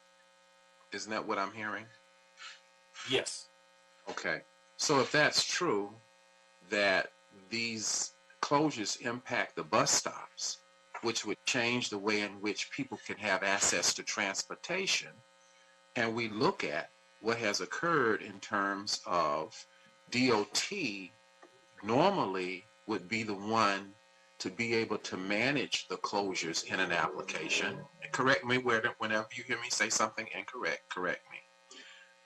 DOT is the agency that normally manages the closures in the application. And in this case, there have been a few of those closures for which they did not have responsibility because they talked to LAPD instead, but they did not do what they would have done or as they have traditionally done in some of the other cases. That's pretty much one of the things that occurred in this particular matter. Is that pretty accurate? Yes. Okay. So if that is true, it looks like what we would like to do is to have the communication to be as regular as it can be based upon how we routinely do business, so that every agency who has a role and a responsibility and executes that role and responsibility can therefore help us to resolve this problem in a manner that not only the LAPD operation can get its compliance in order, but that the notification to the other party, which is the other district, because obviously this is a matter that involves two districts, but that would kind of eventually satisfy some of the issues that have been raised by the first district, which has us here in this discussion today. So it seems to me, colleagues, is that I guess, is it starting over again to process that? What is the timeline, Chief, in terms of processing such an application? Well, normally we ask an applicant to submit at least 45 days in advance, okay? But does that occur? Not always. That's why with the system and the notification it sends out, we're dependent upon all the other departments to tell us whether they don't have enough time to process, okay? Right. Whether it's services or whatever they need, traffic control plans, if it's DOT, you know, they have to determine that. We, in our division, don't know what each department requires for, say, traffic control and that type of stuff. So if we don't receive a response from any department that there was an issue with anything, then we continue with our process and permit, you know, like if there was no issue. So in addition to the bus stops, what other kind of gaps exist in services to the First District residents other than the alternative bus stops that would occur in this matter? Are there other issues that needed to be resolved as well? Maybe Mr. Ortiz can tell us, or Chief, you can tell me. What are the other issues? I mean, the biggest concern is emergency access. That's usually it. And then you have the bus stop type situations, you know, access to public transportation. Those are the main type of issues that we have. Okay. So how long would it take in advancing an application like this to put those things in order so that everybody's on the same page? How long does that take? To be honest with you, I think it just depends on the type of event, the amount of street closures, the location. Like I said, well, let's say in this case, because you've looked at this application, so you know yes, the variables involved in this case. So I'm asking about this case. Right. Well, I don't know because I don't work for DOT. I don't understand or know what qualifies as an event that triggers traffic control. We did, like I said, we're just the processing center for these events and the permits. We have to rely on responses from the other departments to get in contact with the applicants to tell them what is required. And like I said, sometimes there's planning meetings, other times there's not. It seems like the applicant may have had planning meetings, I guess, with DOT, or at least LAPD, you know, someone in LAPD did, because that's why they didn't provide the traffic control. But those are conversations that we weren't involved in. Well, one thing is for sure, they did come to us with the intentions of processing an application. So there is a willingness to do the right thing. Now, the discovery is that totally the right thing was not totally completed, but I would like to see us identify what this gap is in this problem and resolve it in a way that we can move forward. I mean, I think it comes to us appropriately because there were some issues that were an imposition to the other district. This was only complex because it involved not one council district, perhaps as most applications do, but in this case, it involved two. So now that we know that, I would love for us to develop a strategic plan to get back on track with how long it'll take for us to go through the process and process an application that has implications in two districts. I think certainly it can be done. And I think the fact that they came to us says that they had intentions of doing the right thing. And I'd love for us to put this train back on track so we can continue to move forward. Thank you, Dr. Davis, for that. Any clarifications on anything that was just said? Erica and Ms. Luna, I still see your hand up. I'm not sure if you just have it up or you want to give a clarification on anything that was just said. I would actually like to give some clarification. Only it would be in the form of our actual contractor and our vendor, Ron. He has done this hundreds of times throughout the city, and he submits division and plot plans. And I'm going to defer to him because I don't want to speak to the process. So if I may defer to him, so he can provide some more clarity on this. What is his name, ma'am? His name is Ron. Ron, Mr. Walden. Are you Yes. able to speak, Mr. Walden? Great. Yes. How are you? Good. How are you, You sir? guys hear me? I'm Yes. great. So, getting to some of your questions, as far as the Metro being notified, there are Metro signs up for reroutes posted for the public. There's already no parking signs posted by the city. I have a fire lane here for the fire department, which they require. I also left for all the apartment buildings and all the homes a way for them to go in and out with a lane. So all the people living in the apartment buildings are able to go in and out of their apartment all day. We have security out here during the event, 24 hours a day. I have security out here. We have signs that the museum got showing traffic which way they need to go with cones and everything. I have permits from Department of Street Services. Also, I have the electrical permit. I have building and safety permit. I have the police commissioning permit. So all this was done right. Now, if this gets revoked, just to let you know, I can't get all this equipment off the street probably until sometime Sunday.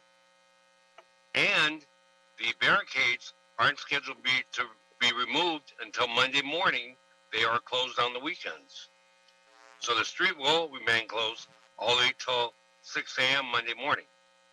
Now, I've done this for the last 18 years with LAPD. I do all the divisions throughout the city. We've never had a problem, except for last year. I had all the permits. We had everything for Eagle Rock Boulevard up by Colorado, and that commission office shut it down the day we were going to set up. Now, I don't know why only on Eagle Rock, both, I've played this area 8-9 times over the last 10 years. So I don't see where all this problem is coming from all of a sudden. We're doing everything the right way. Thank you, Mr. Waldman. Quick question. Who placed the barricades? The barricades is paid by the LAPD Museum. Paid, but who placed them? I place them due to the fire lane. And is that normal practice, Chief Rivera, that the applicants put their own barricades on the street? They can. I mean, it does happen. There's also traffic control companies that the applicant may hire that also do it. Okay. And I go through a company. I go through a company that comes out, and these are not just regular barricades. These are the cement barricades that so that the cars don't come through it. And then we have water barricades for the fire lane that are not filled with security down there to be removed in case there's an emergency. Now, if there's an emergency at any of these homes, a fire department, ambulance can always come down the fire lane during the event or when it's closed. So along that line, Mr. Walden, I saw a picture of how it currently looks, and I saw the lane that you're talking about. But what I saw was that there was only one lane for one side, and the folks behind it, do they have access also? If there was a need of an ambulance to come in, would they be able to have an ambulance go through that piece of it? Because I only saw one lane on the front side, but not on the back side. on the backside in different parts. Now an ambulance can come in through either Avenue 31 or Avenue 33. I have a unfilled water barricade right there so they can get in. Now the apartment buildings, they have a lane where they can go in and out all day, all night. So if there's an ambulance that needs to get to the apartment buildings, they can get there. On the other side, they can come down on the other side as well, on Avenue 33. Okay, I understand the entrances of it, but what I'm talking about is there on the picture that I've seen, the pictures, there's the fire lane you're talking about, which looks like the front side of your carnival, and then behind it, the folks that are behind it, will there be able to have access for an ambulance to go in and out from the backside for those residents that live on the backside of your event? Yes, ma'am. Yes, ma'am. Okay, so there is ample enough for ambulance to be able to come in and out through that area? Yes. Okay. One more second, Mr. Walden. Vice President Villegas. I was just wanting to ask Mr. Walden, when were those barricades placed? They were placed on Wednesday at 12 noon. Okay, and that's when the council office was notified? Well, that's when the street closure permit went into effect at 12 noon on Wednesday. So that's when LAPD shut down the streets and we placed the barricades. All right, well, we're, the body here that is trying to, help out also just the residents that are going to be impacted and just trying to strike a balance here. Just to come to some agreement. This was placed on our agenda, obviously on, special meeting, but we really want to be able to, be helpful to both sides. And I feel that we're not necessarily there right now, and we're placed again just in an uncomfortable position. I'm going to ask, is there any way that this can be postponed as, the CD1 was recommending? They're not against your event. Nobody said anything like that. It's just a process issue. To be fair, to the council office, if they're notified just on Wednesday that a big event like this is going to happen, it would take anybody by surprise. I'm just trying to see if there's any way for us to be able to strike a balance.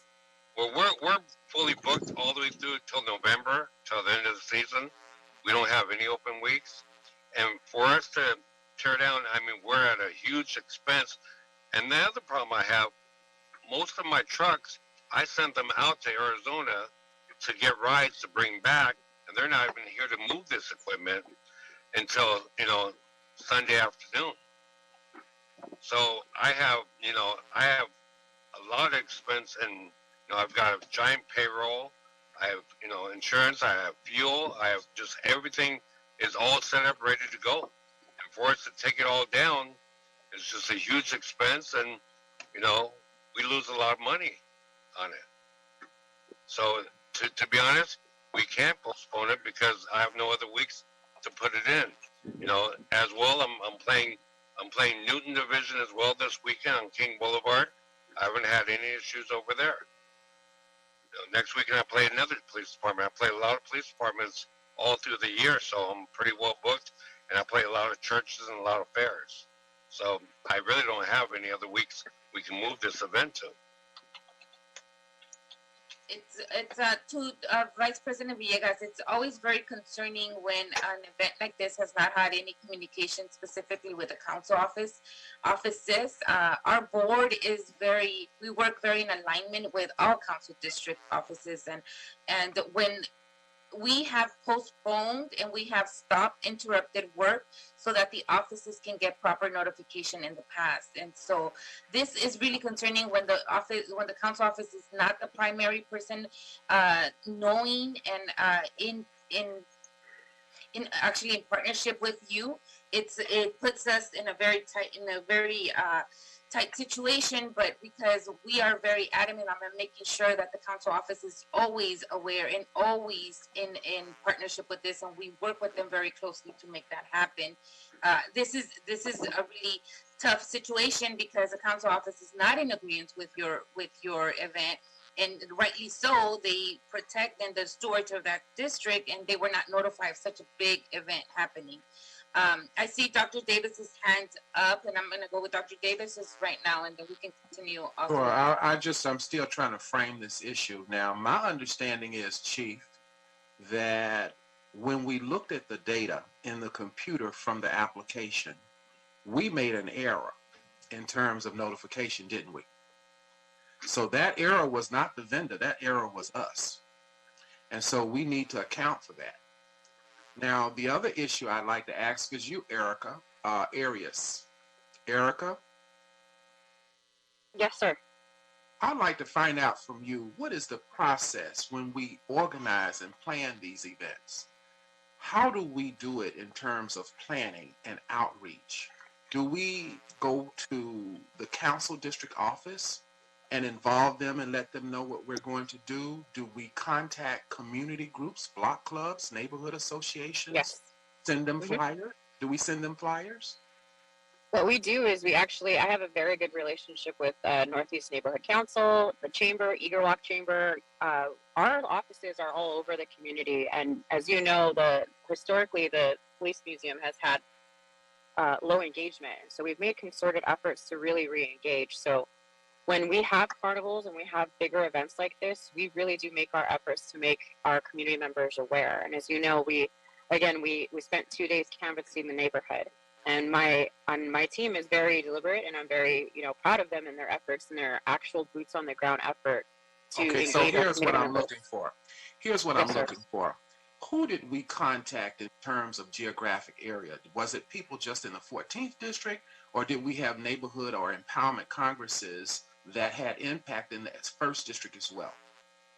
Well, the thing that here's what we're facing, and I think all of you are very much aware that the issue is we were very much thinking that this was a CD14 issue, right? Or CD14 was going to be the involved.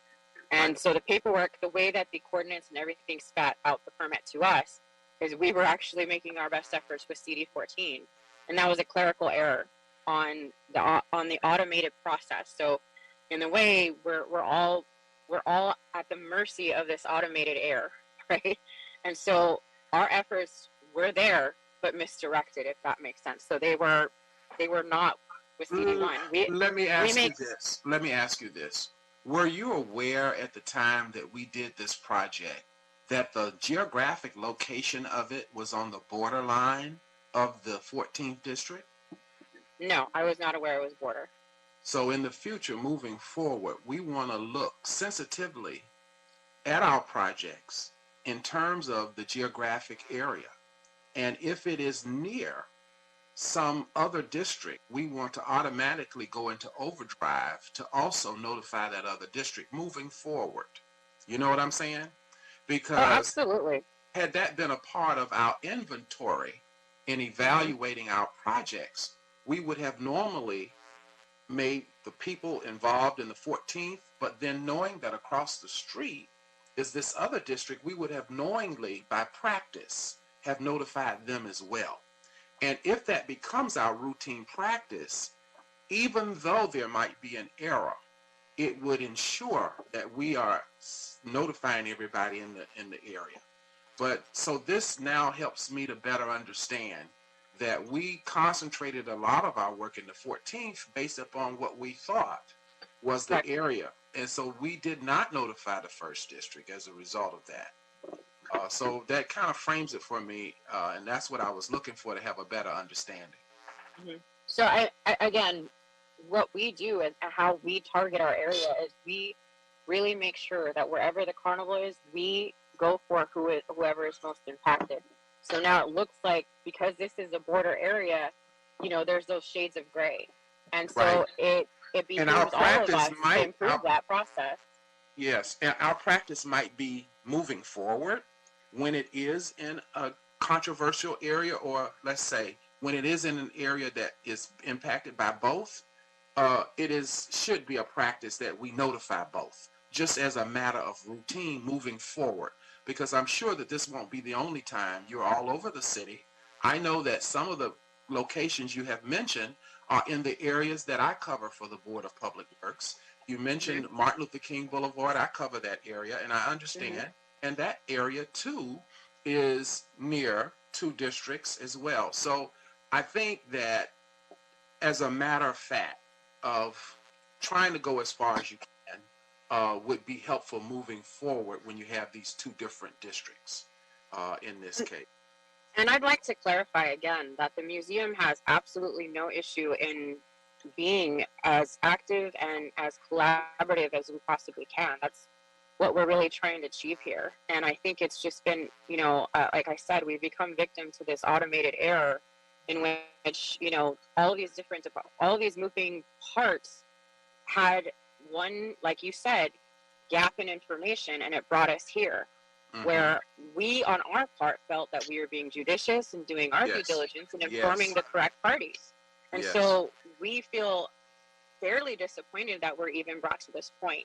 And I completely agree with you, because when we are over prepared, we are able to mitigate instances like this.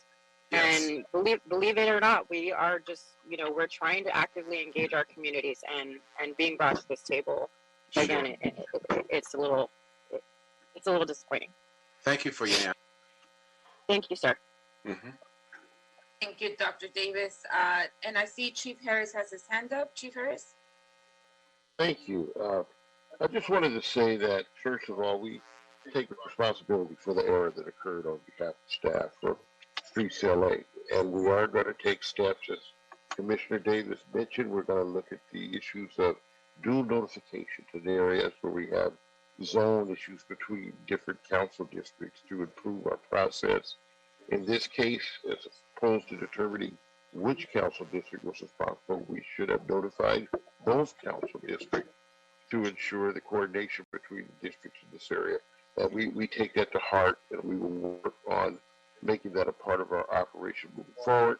We are working on better measures for staff as far as verifying the locations, but we are going to work to improve our system to ensure that this type of thing will not happen in the future. And we do, you know, we're making it plain. It was the applicant applied for the property. They left out a zip code. They didn't make the error. When we looked it up, it was our error with the zip code, and we take responsibility for that. Unfortunately, it led us to this situation, which is unfortunate, and we're willing to do whatever we can do as an agency to work with CD1, to work with the applicant, to come up with alternatives to try to make everyone whole in this situation. But again, we take responsibility for the error, and we're taking the actions to fix that error. Great. Thank you so much for that, Chief. Thank you. It sounds to me like one of the biggest errors here is that there wasn't that full conversation with the right council district, and of course, right in their backyard, they're having a big event without knowing. Not sure if that happened, you know, purposely or by mistake, but you know, we are usually very good about making sure that everybody knows what's happening throughout the city, and I understand that's why BSS has concern about this permit moving forward. By any chance, was Ms. Arias or Ms. Luna, can you tell me, was your neighborhood council of that area even notified?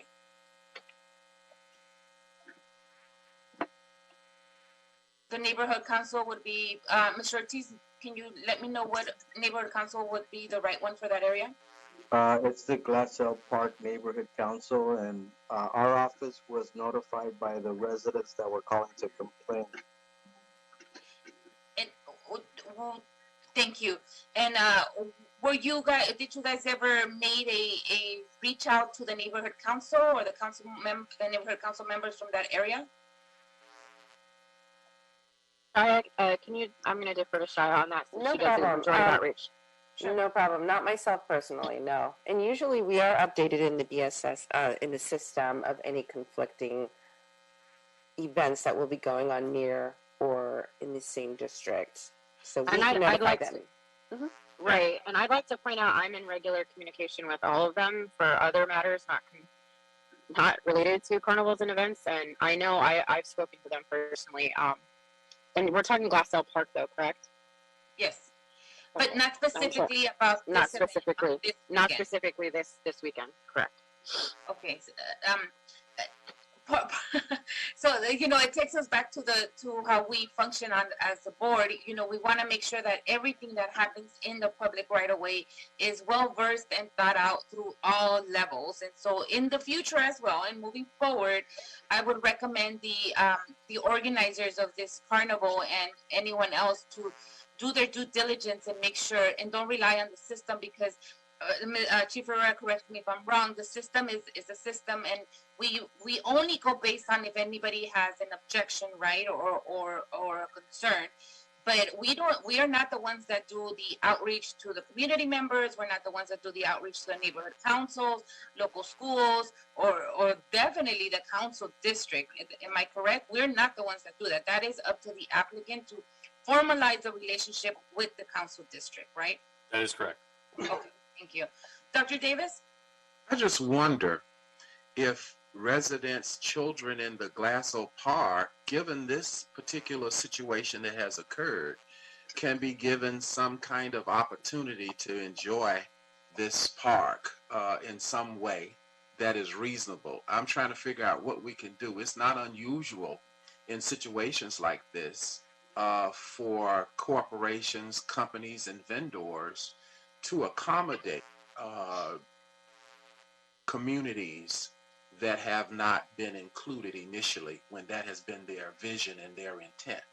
So I'm trying to figure out, given this circumstance, what could be done to welcome those residents who were not, of course, no intention of our own originally, but we could make it better. I'm wondering, how could we make it better for residents in the Glasgow Park area about this project? Thank you, Dr. Davis. I would probably rely on maybe Mr. Ortiz for an answer for that, or you know, Mr. Rivera. You know, the position that the Bureau of Street Services has taken is a revocation of the permit because of the lack of notification to our community members. The lack of doesn't sound like the neighborhood council was well communicated with this issue, with this event that's happening, and definitely the council office was not notified at all until you started getting phone calls from your residents. Is there anything else that you would want to add, Mr. Ortiz, on that? No, Commissioner, we understand it's a very difficult position. In regards to the matter, no. I just want to emphasize that we're looking to this body to hopefully also give us some guidance, but we're still holding to our position. How many nights, Mr. Ortiz, are they going to be there, or Mr. Waldman? How many nights? We are open tonight, tomorrow night, and we tear down Sunday night. And by Monday morning at 5 a.m., we're completely out of here. So you just for the weekend? For the weekend. Correct. And it's open back up for Monday morning traffic. And nobody has any feedback in terms of how we can accommodate the children in Glasgow Park. Well, what we did was we've been selling pre-sale tickets at a much discounted rate. So it's pretty much below half off to buy tickets ahead of time for the carnival. But if I didn't know about it, how I'm going to buy a ticket when I didn't even know about it? But you didn't even notify me. So how am I supposed to be ready to buy a ticket? I don't notify the community. That's something that goes through the permit. Okay. All right. I'm just asking. The carnival. I was just asking a question. I hear you. I understand. It sounds a lot of it sounds like there was a lot of nebulous situations here. You know whether the council office knew or didn't know, whether right zip code or wrong zip code, whether there's access or not for folks. But ultimately, this is a for-profit type of event. This is not a community beneficial event where it's a free event for them. This is not. This is a. I just wanted to remind the commissioner that this is a for-profit event that has. May I chime in with that? Who is that? By law, I'm sorry. Who is that? Erica. Miss Arias? Yes. Okay, give me a minute. I need to let you. Sure. So I don't see you on my screen, and I believe you. Did you have your hand up by any chance? Yeah, I lowered it again. Okay. Okay, Ms. Arias, is that clarification on the point that we were just taking? Yes, ma'am. Go ahead. By nonprofit and by my role as in our statutes as a nonprofit in governance, I cannot host any type of event that incurs for profit. So anything that I receive is actually considered a donation. So this is not really a for-profit event. It is a fundraiser event, and we inject these funds back into our community programs. So this is not a for-profit event. I need to make that very, very clear, because I'm held to very, very strict rules when it comes to that. Okay. And I just want to say, as a point of clarification, my question is based upon other vendors that have come to our community. Of course, I've worked in the community for a couple of decades, and so my question is precipitated based upon how other vendors have handled their business, not just simply movie companies, but other businesses that have done business in particularly South LA. When these kind of unforeseen things occur, the way in which they have behaved with the community caused me to ask that question in this circumstance. So I just wanted to make sure that that was on the record. Thank you, Dr. Davis. Which, by the way, we are very strict when it comes to film permitting as well, and they have to go through a strenuous amount of conversations and outreach before they even come to our permission to close any streets for filming. And so it's just, we hold them at a very strict standard that they need to make sure that everybody's aware, and they do their due diligence before that happens. And then here's a company that has not done all of that, or was done at a very different level, and is also closing streets for the whole weekend. So I'm just putting it out there, just saying that. Commissioner Corson. I'm going to give extended comments, so please bear with me. Prior to coming into city service in the end of 2020, and prior to that of being on another commission, I have owned my own business for 15 years, been very involved with nonprofit organizations, including nearly 8 years on the board of a police booster organization out here in the Valley, the last 2 years of which I was the president. For most of those 8 years, I chaired or co-chaired one of the largest events that our organization put on. And it was a community event, and we started planning months in advance before filing any DOT or permits or anything like that. Months in advance, we started getting everything organized and working with the council member. And at the time when I had first joined, the council districts did change in 2011. And there was some changes made where we moved from what was then 12, and the council district had changed, to a new council district where our events moved from the North Valley to the South Valley. And so I can understand the frustration of putting in all of the effort to get this event up and going and being right there on the cusp of it. But I also know that at the same time, that effort should have been put in with CD1. And while the notification may have been CD14, the map clearly has it in CD1. And as an organization, this is about a question of process. It is only fair that the council office know. And I think that being a part of different organizations across decades now, it's funny to be that old, but knowing when it comes to community events, how important it is to have the council member for that specific area participate in the planning and getting it off the ground to help facilitate permits, to help facilitate just city resources that go into it is essential. And that could be a pro and a con, but that's just the way it is. It is essential. And so while I can understand the frustrations for the applicant, I can understand why the council office, and this is a council member who has been in office for a while, and so he's not someone who's unfamiliar to the area or to the needs or to the organizations, and he should be someone who, this applicant should have already been working with. So there are a lot of things that went into place and fell apart. It wasn't just, some mistake on the data end. And so all that being said, this is a tough one, but I would be willing to make a motion to approve revoking the permit and going ahead with staff's recommendations with one amendment. And though it may be a minor token, it is what I think is something we can do to be a little bit fair, is to, if it is another event scheduled and it moves forward, that we work with them to waive the fee and apply whatever fee that they have paid for this permit be applied as a credit for a future event. Yeah. That would be my motion. Thank you, Commissioner Corson. We're placed in a very tough situation because, like I've said before, and alluding back to Mr. Corson's point,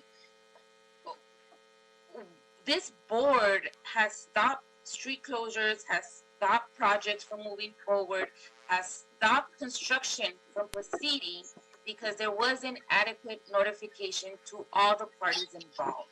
And it's something that we have established as board members and general managers of the Board of Public Works and stewards of public right-of-ways, that everybody has been notified, compromised, has worked together, and especially the council office. Dr. Davis, just a couple weeks ago, we stopped we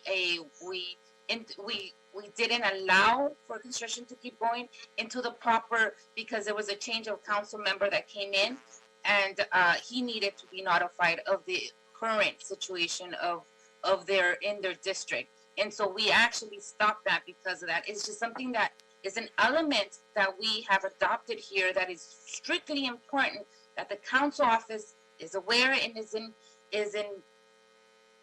well partnership with whatever is happening, and that they are also recommending that the street that there's closure, or that there's street or the development or whatever it is that we're doing. We also hold the film industry at a very high level also when they're asking for street closures. They need to notify everyone, and we do not move forward with providing a permit unless everyone, neighborhood councils, whoever's going to get impacted, and the council office is in agreement. So I am also going to second Mr. Corson's motion because it doesn't sound like there was this clear partnership with the council office, and if this section lies completely in a map in Council District 1, then that's the council office that you all need to work with. I'm gonna stop there because I want to hear also my other colleagues and their thoughts about this. But Commissioner Corson put in motion, and I am gonna second that because we hold other folks at a very high regard about collaborating, partnership, and working with council office. This shouldn't have gotten this far. This should have been discussed last Monday, last Wednesday, way before the barricades came out. No one should have put the barricades on unless the council office was okay with it. And most of the time, the council offices are there present, trying to make sure that everything goes well for the constituents. So it just sounds very foggy, the back and forth. And the fact that, waiving DOT might not always be the best angle because we rely on DOT's traffic plans to let us know as well. I'm going to stop there because I want to hear also my colleagues' thoughts and concerns about this.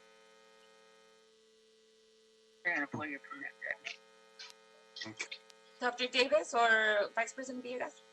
If we have a motion and a second, can we call the vote.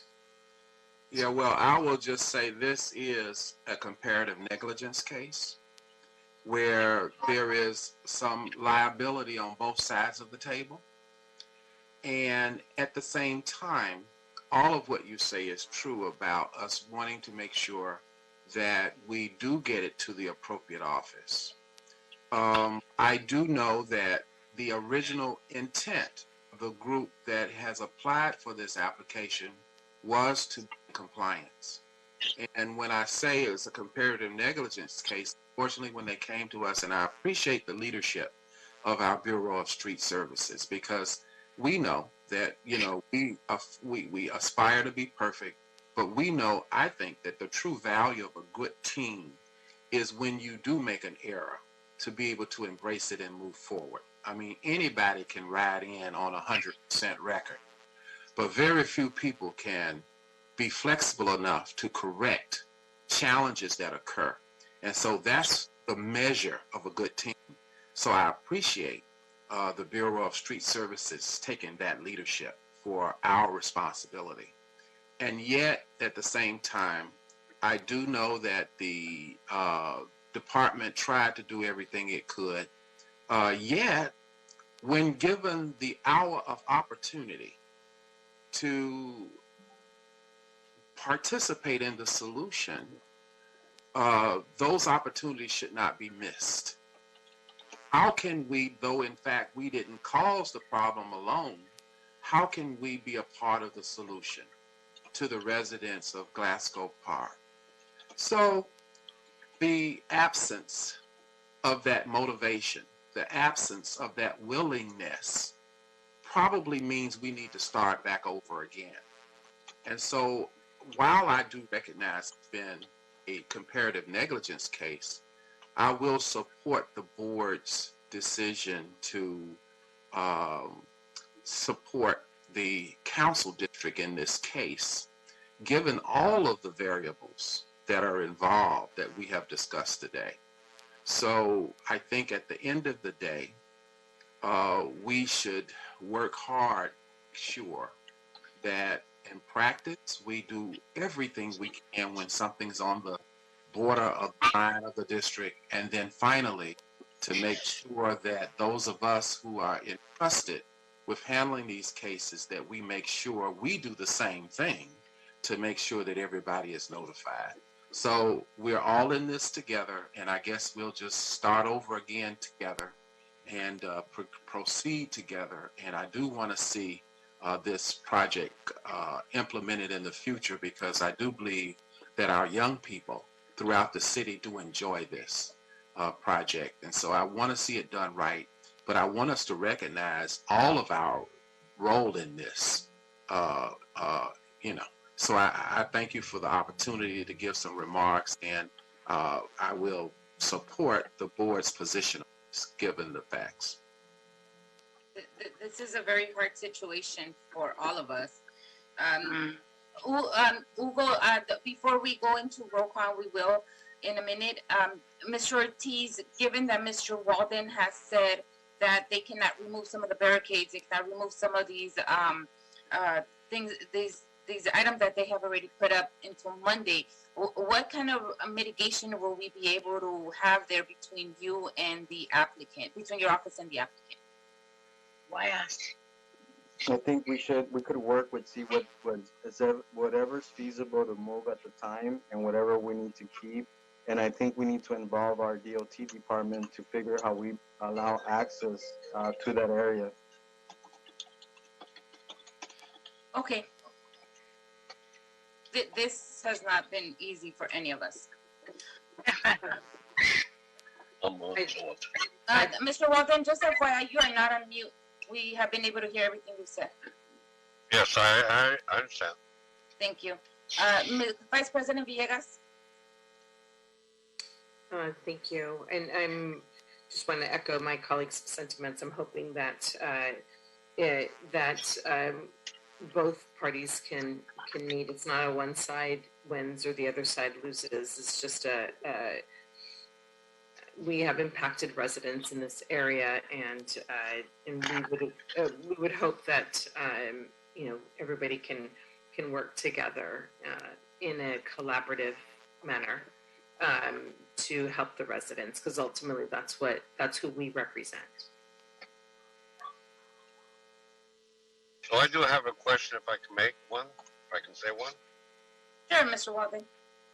So, all these expenses that we have incurred through the museum, doing street closures, doing, the cost of the barricades, the cost of setting all this equipment up, the fuel, everything, what are we looking at to get out of it? I mean, we have probably over $20,000 in expenses for this event, for moving costs and everything else.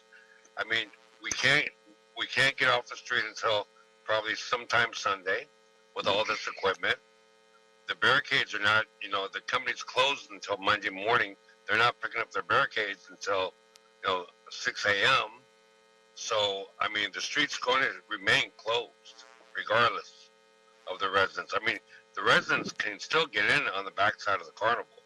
So I don't see where they're really impacted when they're able to get in and out of their places all weekend, anytime. Mr. Ortiz. Yeah, that's Mr. Ortiz. Mhm. Yeah, I think, we could definitely sit down and figure how we could work in regards to the cost and all that other ancillary, incidents that are coming out of these decisions. I think we could work with our Bureau of Street Services to see how we could begin to move those barricades until they are picked up, so we could actually open up the street. Not having the crowds, not having additional vehicles having to be diverted into the residents would be our main focus. I understand that, but again, a lot of this equipment will not be moving out of here until Sunday, till I get my vehicles back from Arizona. So opening the street is not going to be an option if I've got all my equipment sitting in the middle of the street.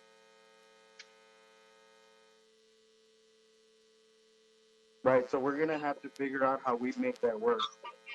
I understand the fact that there's some issues with coordinating. I know the scheduling.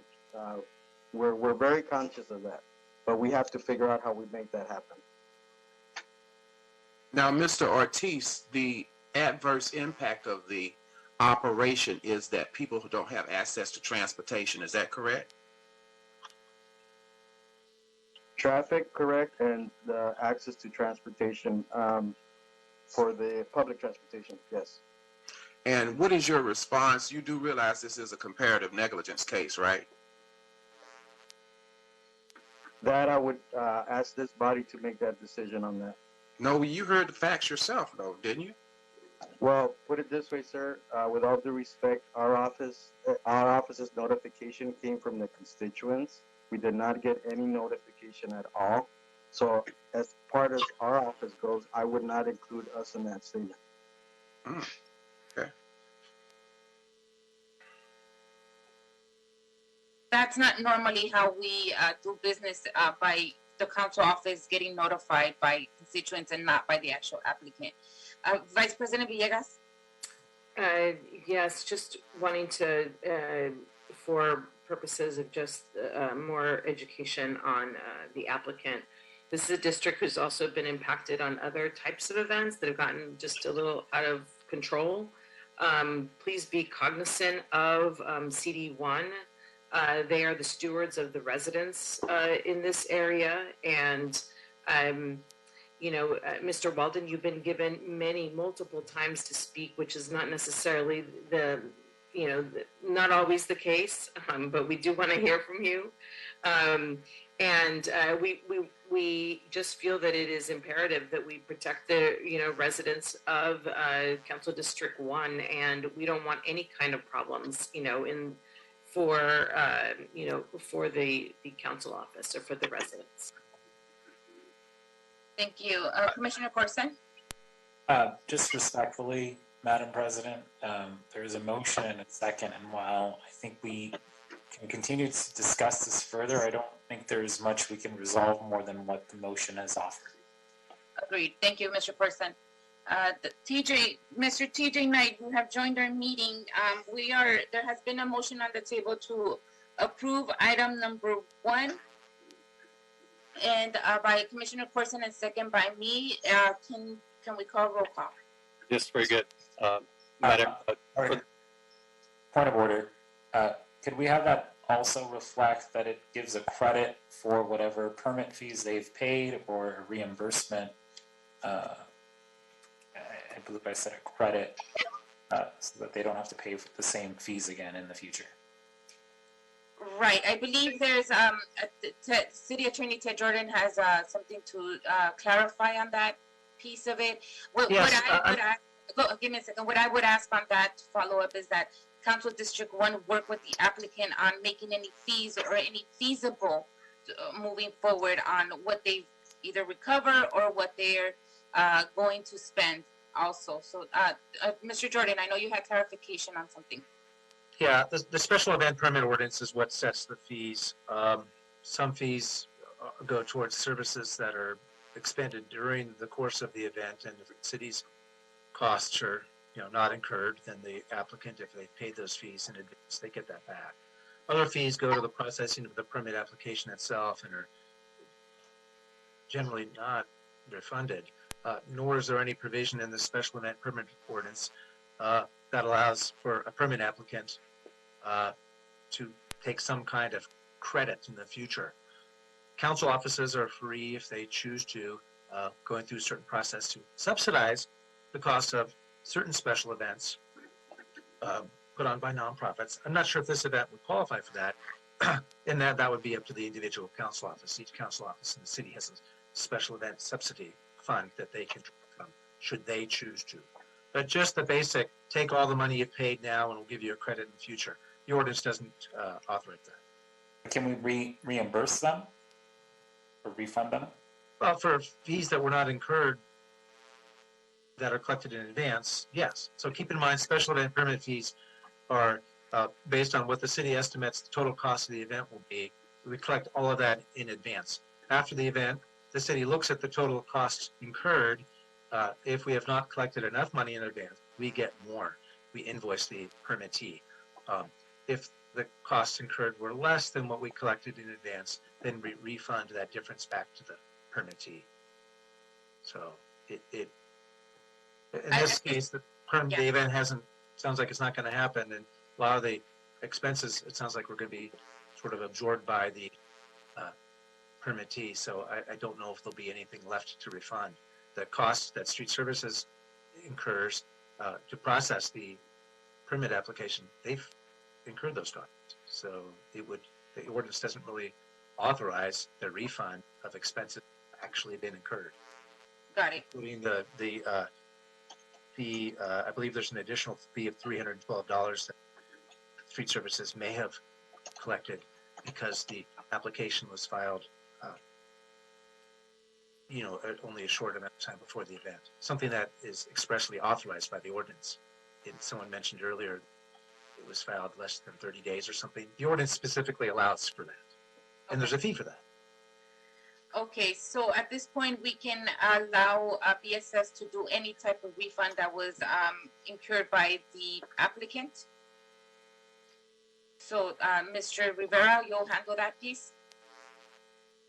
Yes, I can. Okay, thank you. Okay, TJ? Yes, Madam President. Roll call vote, starting with Madam President Garcia. How do you vote? Aye. Thank you. Vice President Villegas, how do you vote? Aye.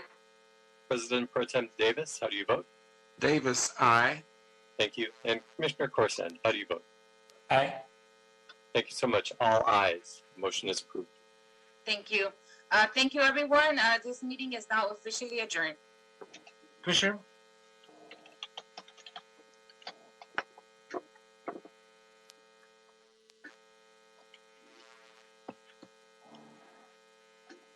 Thank you, commissioners. Thank you. I think Ted was going to say something.